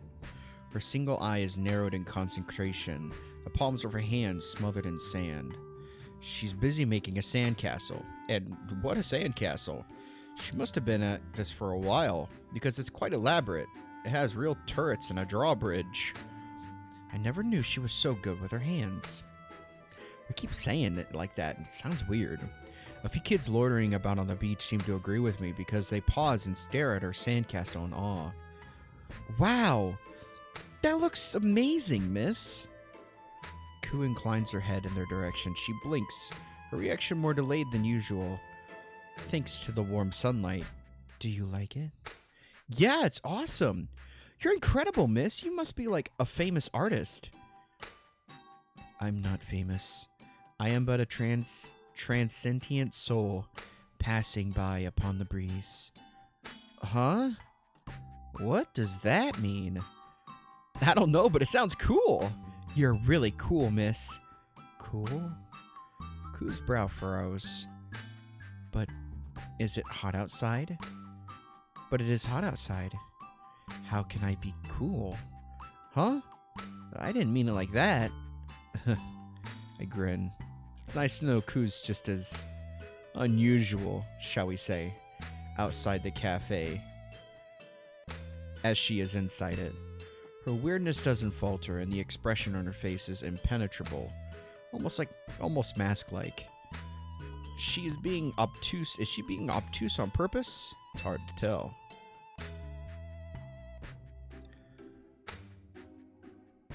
Are you guys still talking about it?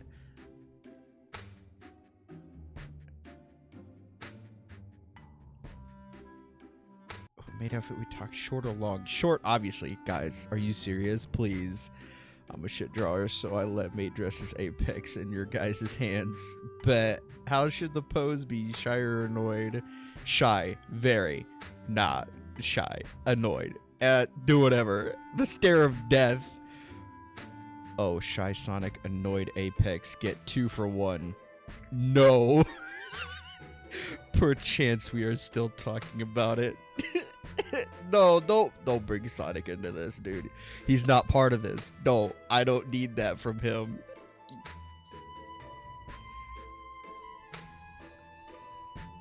Not already sketching. You guys are terrible. Look, there is a really cute girl in a bathing suit on the screen, and you guys are still talking about this whole maid outfit thing. That's crazy.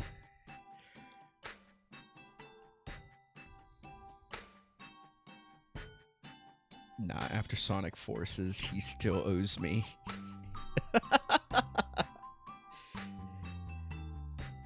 Hey, Skedaddle, aren't you listening to me? What? Oh. I tear my eyes away from Koo, then look back at Ichigo. She's standing by my side, pouting. How long has she been staring at me, waiting for a reply? I was so caught up by Koo's antics, I almost forgot her. My eyes can turn. I can see the girl and write about you in a meetup. Oh, okay. Already got reference picks up. You guys are horrible. Sorry, Ichigo. I was a bit distracted. I could tell. If you think it's like boring or something when I talk about idols, you could tell me. I know I can be a bit intense.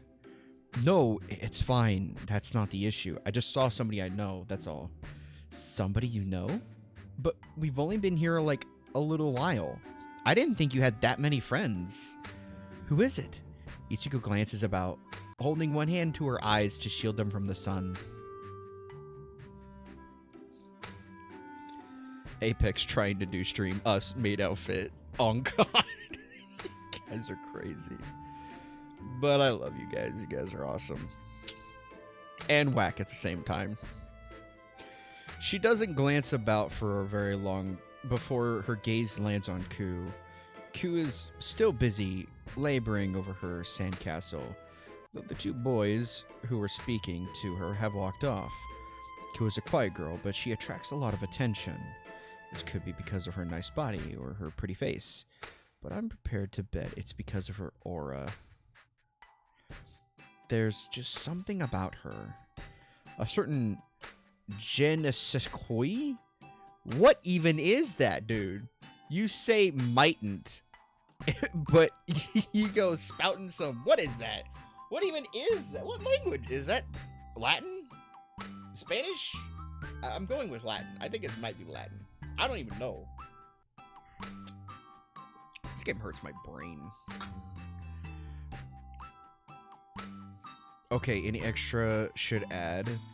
No shark tail. What about cat ear bands? The stream is a man passionately voicing the characters, doing dramatic stops and everything. Us, maid outfit. We're Sonic fans. Of course we're crazy. The cat ears would look nice. Okay, you want me to send the voice note? Apex, that's French. Cuz think French. Oh, it's French? Oh, okay. I didn't know it was French, alright.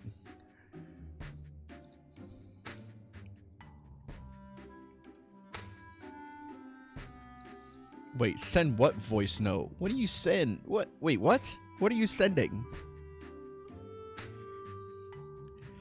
On God, not the French. Hold on, I'll send. It is French. I don't know what it means. He's a little dumb, but he's funny. Thanks, guys. Okay. Maybe it's some sort of spell she casts upon herself. Then again, maybe not. Does she work at the cafe? Yeah, she does. That's cool. And we love them. Aw, thanks, guys. They're too sweet. Ha, I knew it.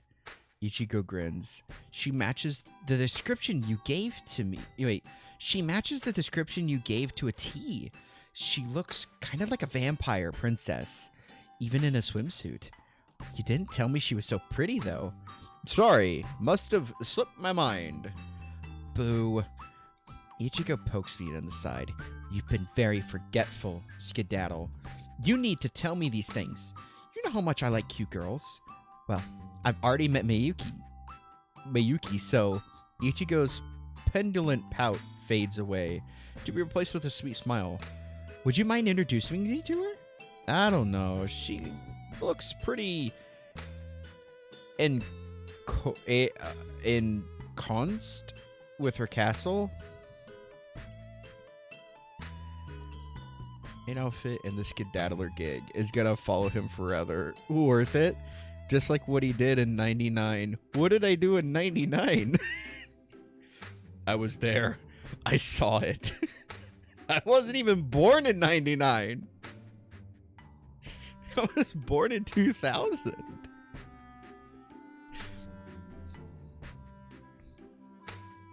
I'm the kid that like grew up with everything that 99 kids grew up with, but just because, you know, they grew up in 99, they're like, oh, I'm a 90s kid. But it's like, dude, we grew up with the same thing, all right? Stop trying to be gangsta. You know what you did. I don't know what I did. You're 5 years older than me, damn. I am 24, so yeah. I'm getting up there. Long or short sleeves? Oh my gosh. It's fine. I won't hang around her too long. I just want to say hello. Any friend of yours is a friend of mine, and that goes doubly, so if she's a cute girl, I don't want to be left out. All right. No reason why I shouldn't keep Ichigo away from Ku. They're quite different, both in terms of looks and personality, but I think they might get along surprisingly well. Let's go and greet her then. Yay! Ichigo grins and flashes me a peace sign with the hand not encumbered with shopping bags. You're like the best, Skedaddle. Why? Because I introduced you to pretty girls? That, among other things too. You listen to me when I talk about idols. You compliment me, you compliment my cooking, and you tuck me up in bed after I've passed out on the couch. You're just a great all-around guy. You knew that I tucked you up in bed last night? Uh-huh. I was half asleep, but I could still feel your arms around me. They felt very big and strong. You're surprisingly muscular underneath all those clothes. Well, thanks. If I didn't know any better, I'd almost think Ichigo was coming on to me. This is pretty embarrassing, actually. Let's go and see Ku then, shall we?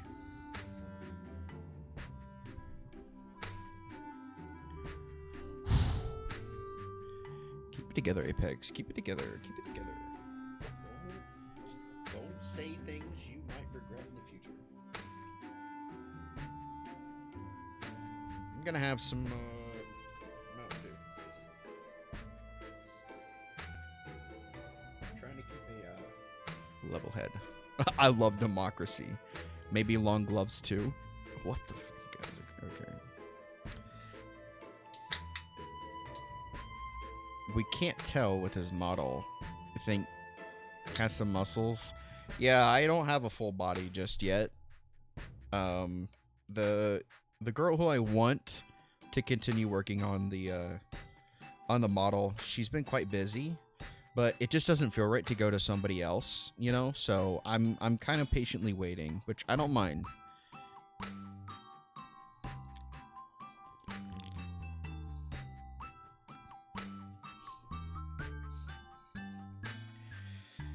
I'm going through a lot of things right now, okay?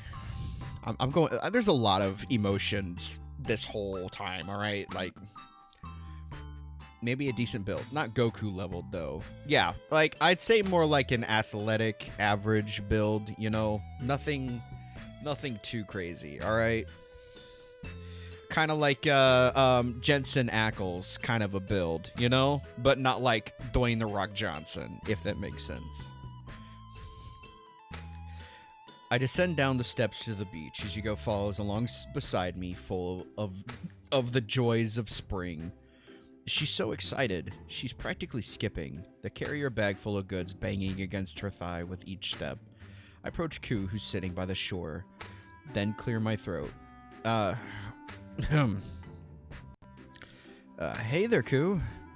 Oh, skedaddle. Ku brushes her hands free of sand upon her thigh, then gets to her feet to greet me. Her expression, as per usual, is almost completely blank. Are you Skedaddle's friend? That's right. My name's Ichigo. Suzuki Ichigo.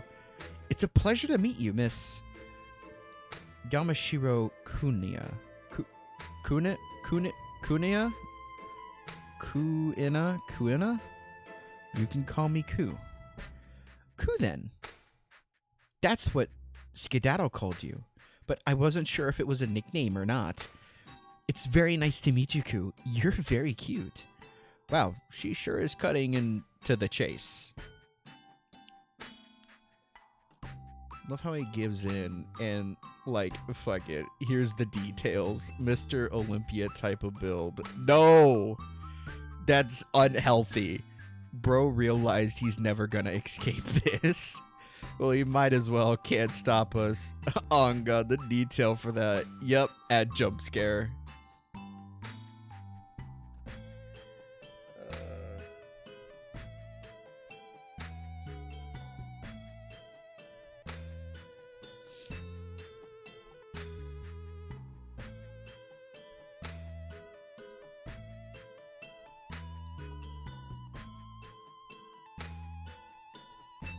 Oh, yeah, I realized I can't...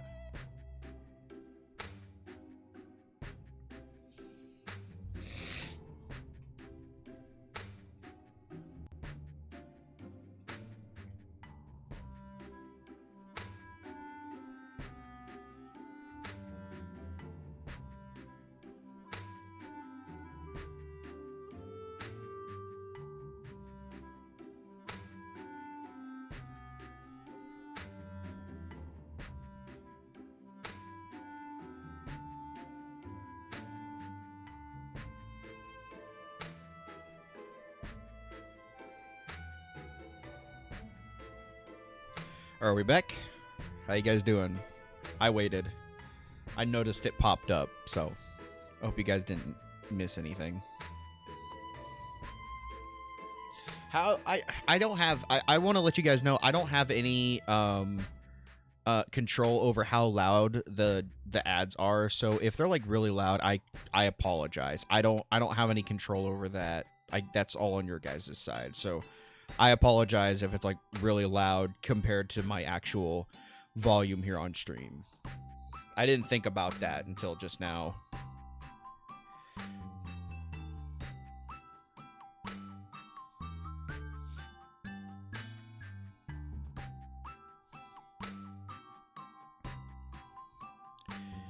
Wow, she sure is cutting to the chase. Ichigo might have a better way with women than I do. Ain't that the truth?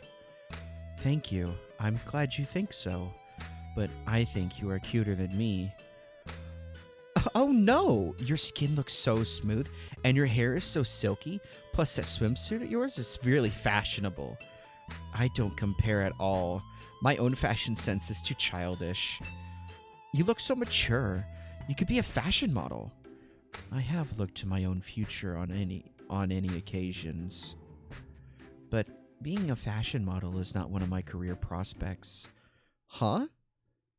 You can tell the future? I dabble. I have my tarot cards. Ku reaches for her pocket, then pauses. Since she's not wearing her casual clothes, she has nowhere to stash her cards. Did she forget? She's kind of an airhead, huh? Oh, they're not here. I left them at home. I didn't want to get them wet. Well, that makes sense. I didn't know you could tell fortunes, though. That's so cool. Cool, again. Ku's brown creases.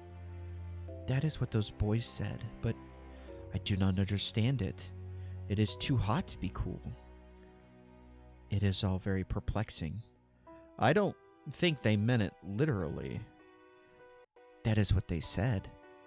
But that is a pain. If people do not mean things, why do they say them? It is silly. This is why I prefer the cards. They do not lie to me. Do the things you predict come true?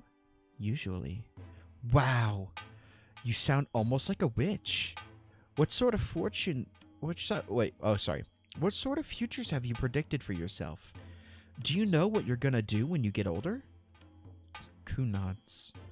In all my futures, it seems I will be a person of little note. I will get a degree at university, work in an office, have a series of unfulfilling romantic entanglements, then give up on love and adopt a cat. That is my life's trajectory. Really? But that sounds so sad. Not really. I will have cats. I guess that makes it a little better, but I wouldn't want to imagine you being on your own. That doesn't seem fair. I mean, there's always room for one more, What? Who said that? That's weird. What are you guys talking about? No, what makes it better? If Sonic walks in on me, then I don't think I'll live for much longer after all the maid outfits are. Don't worry about it. She's a little preoccupied at the moment.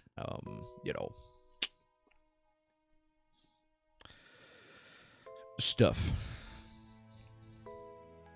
She's not wrong about that, but ouch. You'd think some sort of self-proclaimed clairvoyant, she'd try to predict a more exciting future for herself. I imagine most girls her age would dream of fame, money, and romance, not a series of pedestrian disappointments.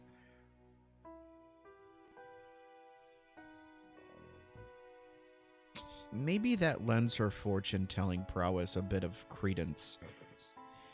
If only because it sounds so drably believable. But I still think it's nonsense. Jeez.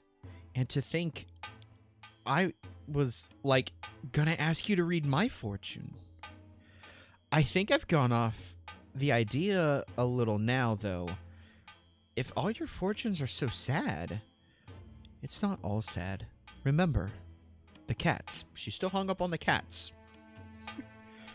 I guess every cloud has a silver lining. That's right. Ku nods. Bad things happen, but they do not last forever. We must tell ourselves that. It makes it easier to accept the future. As for your future, Ichigo, Ku examines Ichigo with some interest. I do not have my cards with me, but I think it will be a good one. You do? Ku nods. You are a cheerful, confident girl. I'm sure you will succeed at anything if you put your mind to it. And my love life, how will that work out? You have a bright aura that attracts people. I don't doubt you will find a partner who will love and cherish you, who will make you happy. That is, Ku glances at me. Unless you've not found your ideal partner already. Huh? What do you mean? My. Ku sighs. You are slow on the uptake, aren't you? Says a girl who doesn't know what the word cool means. Then, let me ask you bluntly. Do you have feelings for Ichigo? Huh? What? What? Ichigo and I respond with this audacious question simultaneously. We both stare at Ku, our mouths hanging open.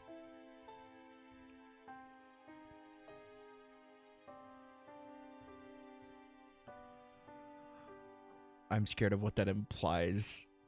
What is Sonic doing at the moment? Wait, does Apex pay Sonic?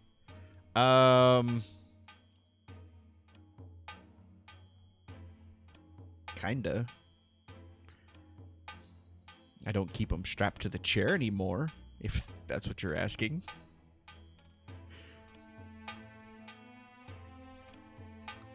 Nah, Sonic works as a slave locked in the basement.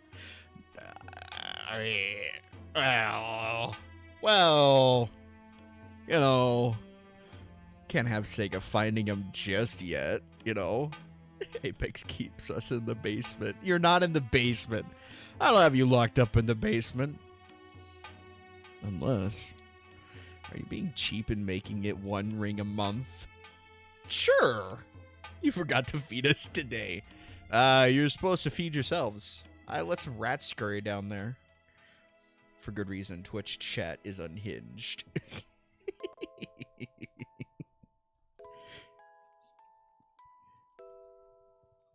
I'm already locked up in one basement. Don't need another.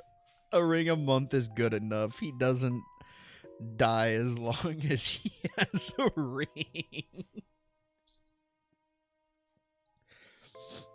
Man, you guys are making me look like a horrible person. Of all the things Ku could have asked me, I didn't think it would be that. Well, Ku presses, unconcerned by, or perhaps oblivious to my discomfort. Do you, or do you not have feeling for Ichigo? I like her, but not in that way. Well, I do like her a lot. You know,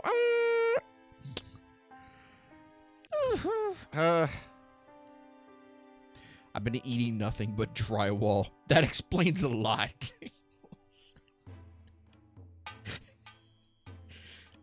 I have no control.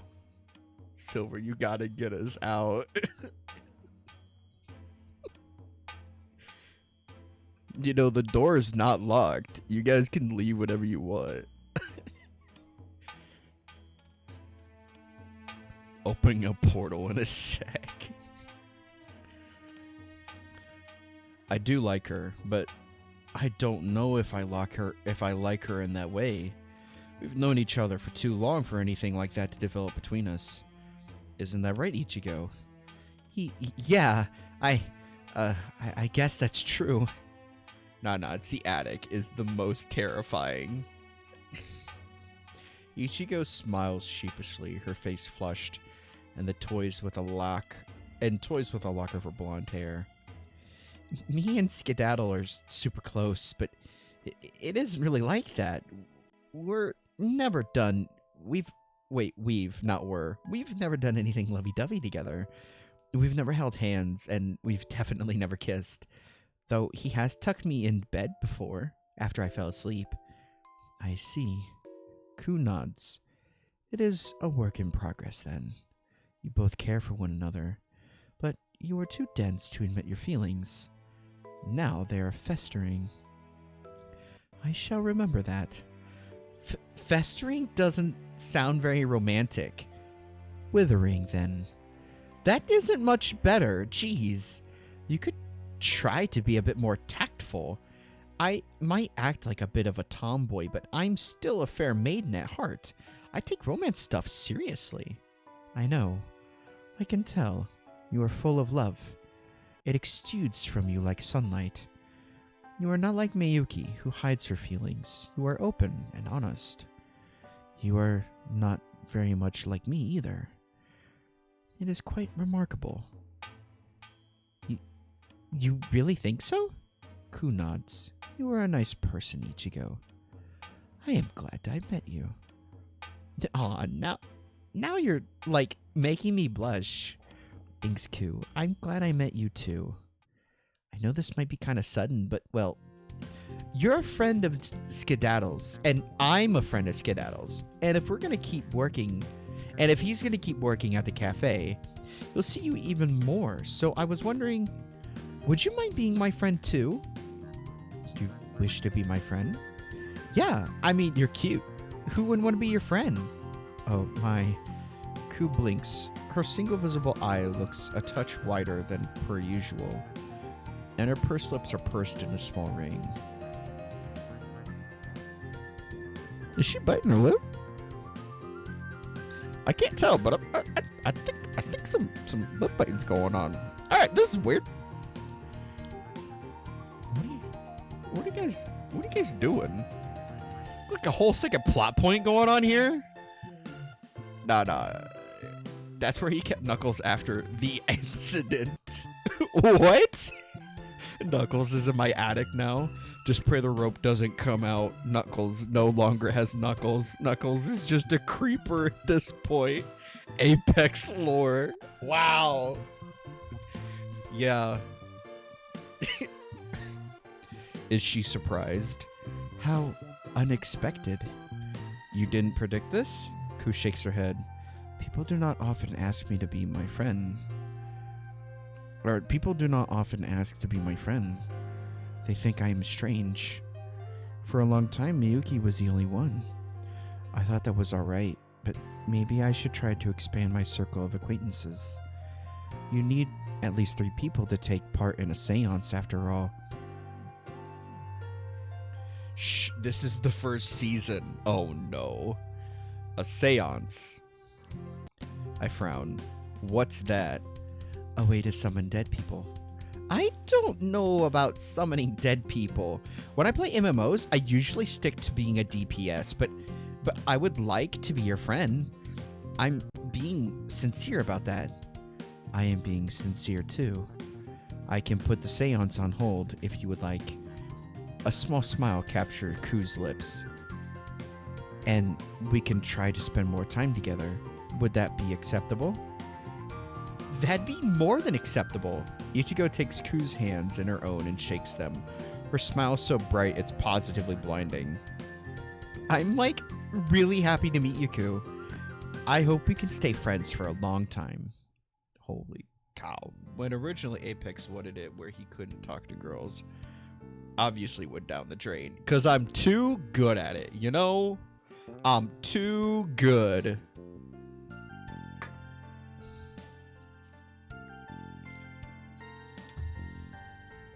It was a nice idea, but I'm just, I'm too charming. We need a game theory on this. What? He just wants a harem now. Whoa! I didn't say that. I didn't say that. I didn't say that at all. You did. When did I say that? And meant it when I wasn't joking. Do I need to get Dukesy? You don't need to get Dukesy.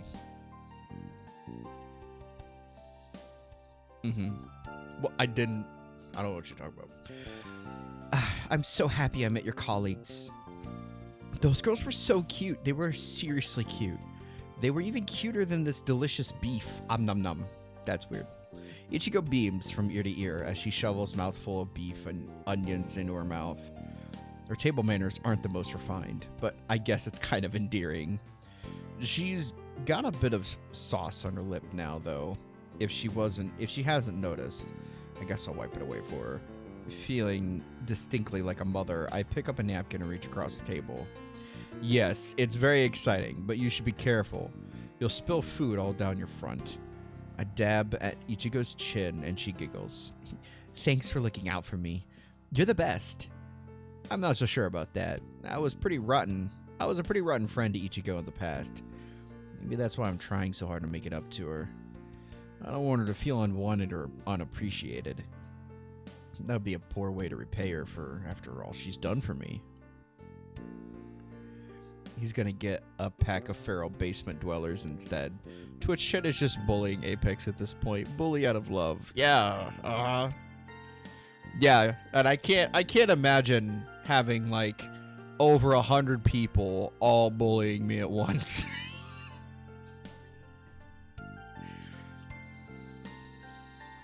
Whatever keeps the lights on, I guess, you know.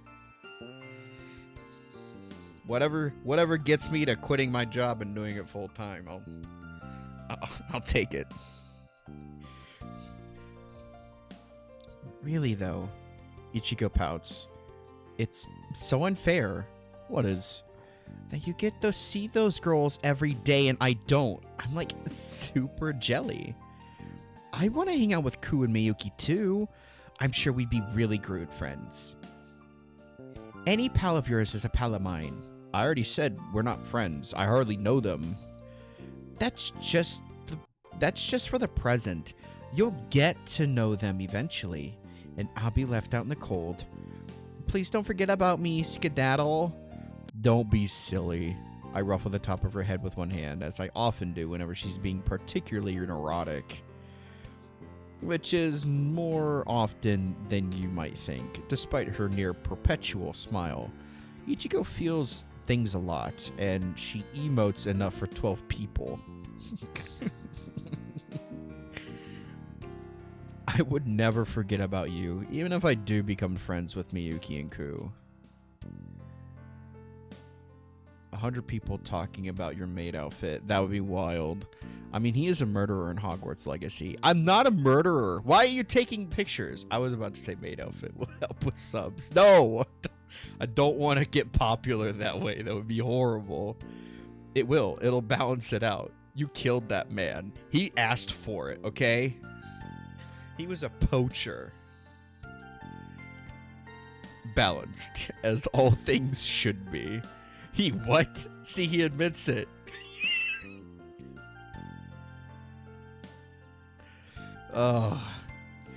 Which, let's face it, seems kind of unlikely in Miyuki's case at least. You're my childhood friend. I've known you for years. Our bonds aren't going to disappear just like that. Do you really mean that? Of course I do. Cross your heart? And hope to die. I'd even stick a needle in my eye if you like. Oh no, that really would be going too far. I wouldn't want to hurt you. Your happiness is my happiness. We've been together a long time, and I only want the best for you. I'd be very glad if you could, like, make more friends. I feel anxious all the time. Maybe I'm being silly. Ichigo sighs. I guess I don't like being left out of things, especially when cute girls are involved. I might be more insecure than I thought. Really, though, she toys with a strand of her long golden hair. An unusually contemplative look upon her pretty face. I think I'd like to work with you. Then we could all hang out together, the four of us. Doesn't that sound like fun? I wouldn't be opposed to the idea. Ichigo can be a handful at times, but I've never binged on her company to the point of queasiness. She's relaxing to be with, almost despite herself. It wouldn't bother me if she wanted to work with me, but is that a good idea, though? I thought you were busy with university. It seems like you have a lot of work to do. Yeah, you're right. My schedule's already packed. I guess, for the present, it'll be nothing more than a dream. I'll keep my distance for now, but Ichigo stabs her finger at me from across the table. You've got to tell me if there are any romantic overtures, okay? I don't want to be kept in the dark. As your absolute BFF, I want to root for you, no matter what happens. Let me be your cheerleader, okay? Of course, I'll tell you everything. Though I doubt there'll be much at all to tell. I'm not the lady killer you seem to take me for. Nonsense. You used to slick back your hair and you ride a motorcycle. And you can ride a motorcycle? What's not to like? Any girl would fall for you after knowing that about your rugged past. I sure know I have. Or would. Ichigo laughs a bit too loudly, her cheeks turning pink. I'm just kidding. We're only friends. We, used to bathe together. It'd be weird if we went out. I don't really have a horse in this race. So, don't get the wrong idea. I'm just trying to look out for you. Ichigo picks her chopsticks up again and stuffs a bit more food in her mouth. She's inelegant, as per usual. And she drips a bit more sauce on her lips onto her chin. She doesn't get it on her clothes. That would be a pain to wash out. Good grief. I sigh and pick up the crumpled napkin once more and dab sauce off Ichigo's chin. And she smiles shyly. Thanks, Skedaddle. Sorry if I'm acting kind of weird. I'm just thinking. With a pair of cute girls like that, it's inevitable something will happen. It always does. In what? At this point, we're more interested in talking about maid outfits than watching this stream. I'm making the comic now, setting the model. Oh, gosh. Ugh. In what? In romance dramas and shoujo manga, of course. It's a perfect setup for a lovey-dovey shenanigans. Oof. I'd be more surprised if something didn't happen. That's just because you watch too much TV. It's rotted your brain. Life doesn't work like that. I refute Ichigo's words as coolly as I can, but I still find myself pondering regardless. Could she have a point? It seems unlikely, but maybe something really will happen. I wonder what. I don't know. 5-minute warning, just FYI. The days begin to pass, and I slowly grow more comfortable with my job at the Seaside Cafe. I like keeping busy, and I like earning my own money. I also, to my surprise, like working with Miyuki and Ku. I got off to a bit of a bumpy start with Miyuki, but I don't think she's a bad girl. She's very earnest about her job, and she takes a good deal of pride in her work as a maid. I think she's an admirable senior, and I have no qualms about following her lead. That holds true for most aspects, at least. But she's not completely perfect. Miyuki does have a few defects she needs to work on, her short temper being chief among them. This temper of hers flares up quite spectacularly one evening when dealing with a rude customer. I don't catch the very beginning of the argument, but that's irrelevant. I hear more than enough to deduce that this customer is trouble.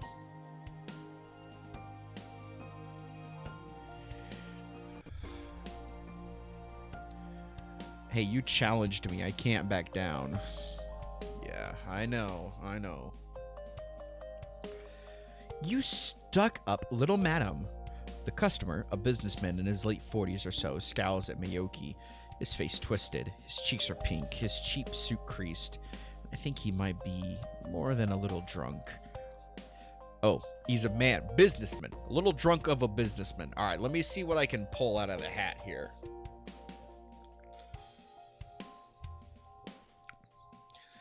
Businessman, he's a little redefined. Maybe, how dare you? How dare you? How dare you look down your nose at me like that? Yeah, something kind of like that. A little bit of a British. But he's drunk. How dare you look down your nose at me like that? I don't know, something like that. I was only asking you politely if you would write that. Hang on, I'm a little confused. I was only asking you politely if you would wipe down my thighs because I spilled coffee on it. And this is how you respond. Don't act so high and mighty. You're just a serving wench. You need to remember that the customer is always right. Now, hurry up and get to work. As if I would. Miyuki counters the man, her voice almost as aggressive as his. You're the one who made the mess. You ought to clean it up yourself. Aren't you supposed to be an adult? As for myself, I have no desire to put my hand anywhere near you. If you want special services, you've come to the wrong establishment. This is a cafe, not a house of ill repute. And I would thank you to remember that, and keep your perverted fantasies under wraps. Perverted? How dare you? The customer rises to his feet, his face redder than a ripe strawberry. Don't try to act all coy and prissy with me when you're flouncing about in a short, silly dress like that. Don't kid yourself. People come to this establishment for a third-rate coffee. The only reason anybody would waste time in an establishment like this is to ogle at the maids.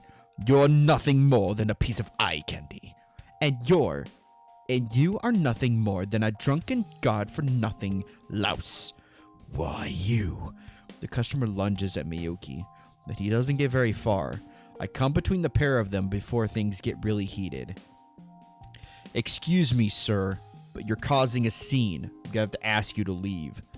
Why, you? The customer glares at me. What's the big idea? Who do you think you are?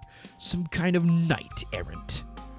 Why don't you get lost and leave me alone with the little lady? We were talking. I don't think the words that pass between the pair of you really count as pleasant conversation, sir. The staff here clearly don't know how to speak to their elders. I'll be complaining to your manager about this. Sure, you do that, and see what she says. I think you'll find she'll be on our side, though. This isn't worth the hassle. The irate customer grabs his jacket from the table, turns to leave with this parting riposte. I'll not be coming back. The door slams behind him, and order is restored once more to the Seaside Cafe. The handful of patrons who were present during this confrontation exhale in relief, as do I. I was bluffing.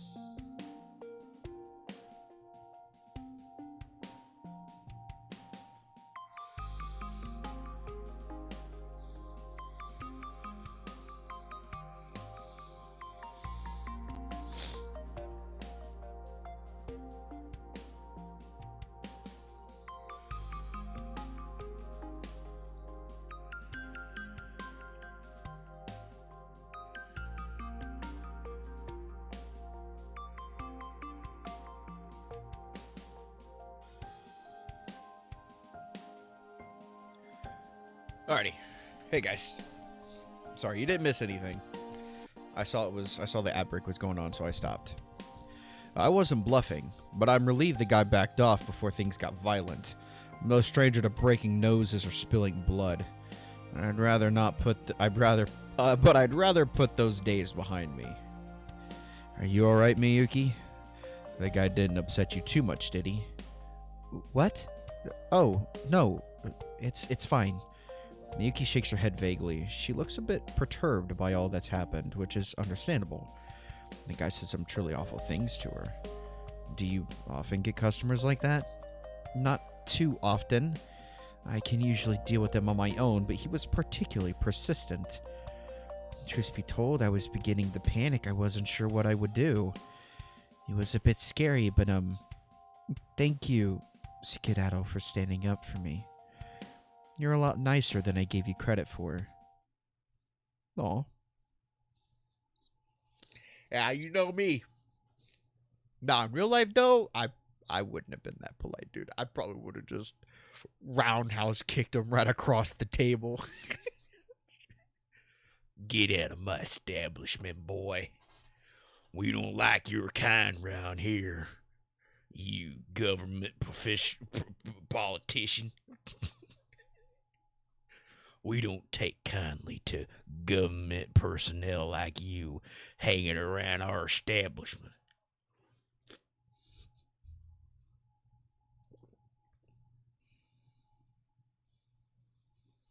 Dude. What? I'm the nicest guy. The following week.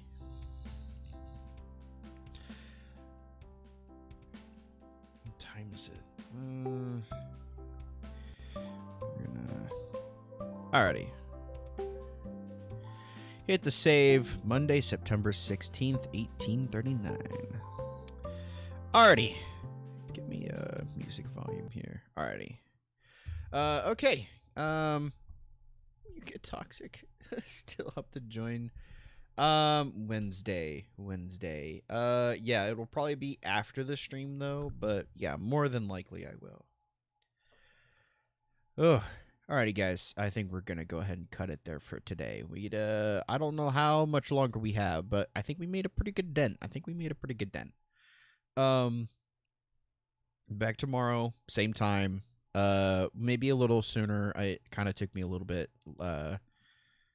I started a little bit later than I wanted. I wanted to start at 3, but I had to go do some things before, so we started a little bit later than I wanted. But 3:30 is where I want to start.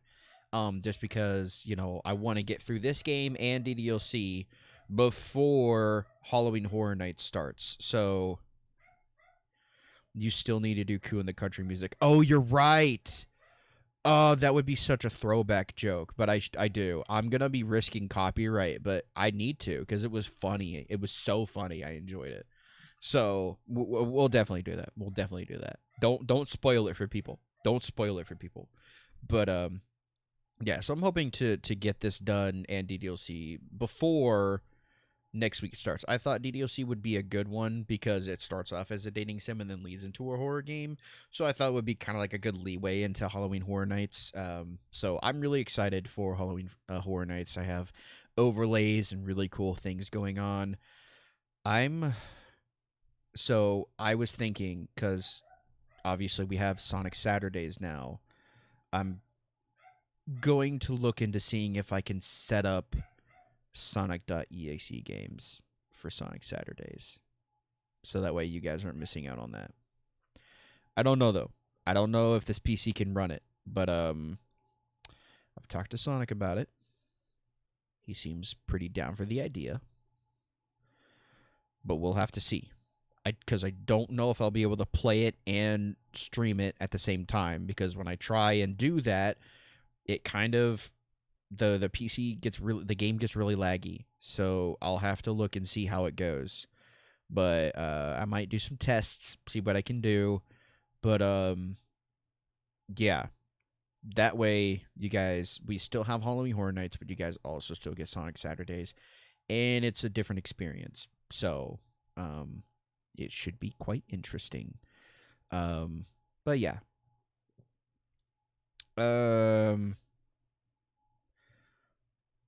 Okay, yeah. Anyway, yeah, and don't forget when we get to 200, we'll do a Jack in the Box stream. That'll be fun. It'll be first come first serve. It'll be an interesting time nonetheless. So, yeah, I'm excited for Dead Space. I haven't played the Dead Space remake. Like I said, out of the whole list, I've only played the Slenderman game and Resident Evil 4 remake. All the other ones I haven't played. So it'll be a very interesting ordeal. I'm going to be posting the schedule on Twitter soon.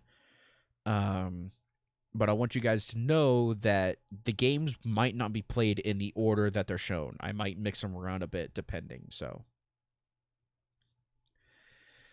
I hope not. I hope I don't suffer. But yeah, alrighty. Hey, you guys have an amazing rest of your day. I hope it goes well. I will see you guys tomorrow at 3 o'clock Eastern Standard Time. That's American time. And I think that's all I got to pass. So I'll see you guys tomorrow. Thank you guys so much for showing up. I greatly appreciate it. You guys are awesome. Thank you so much. And I'll talk to you guys later. Bye, guys. Deuces.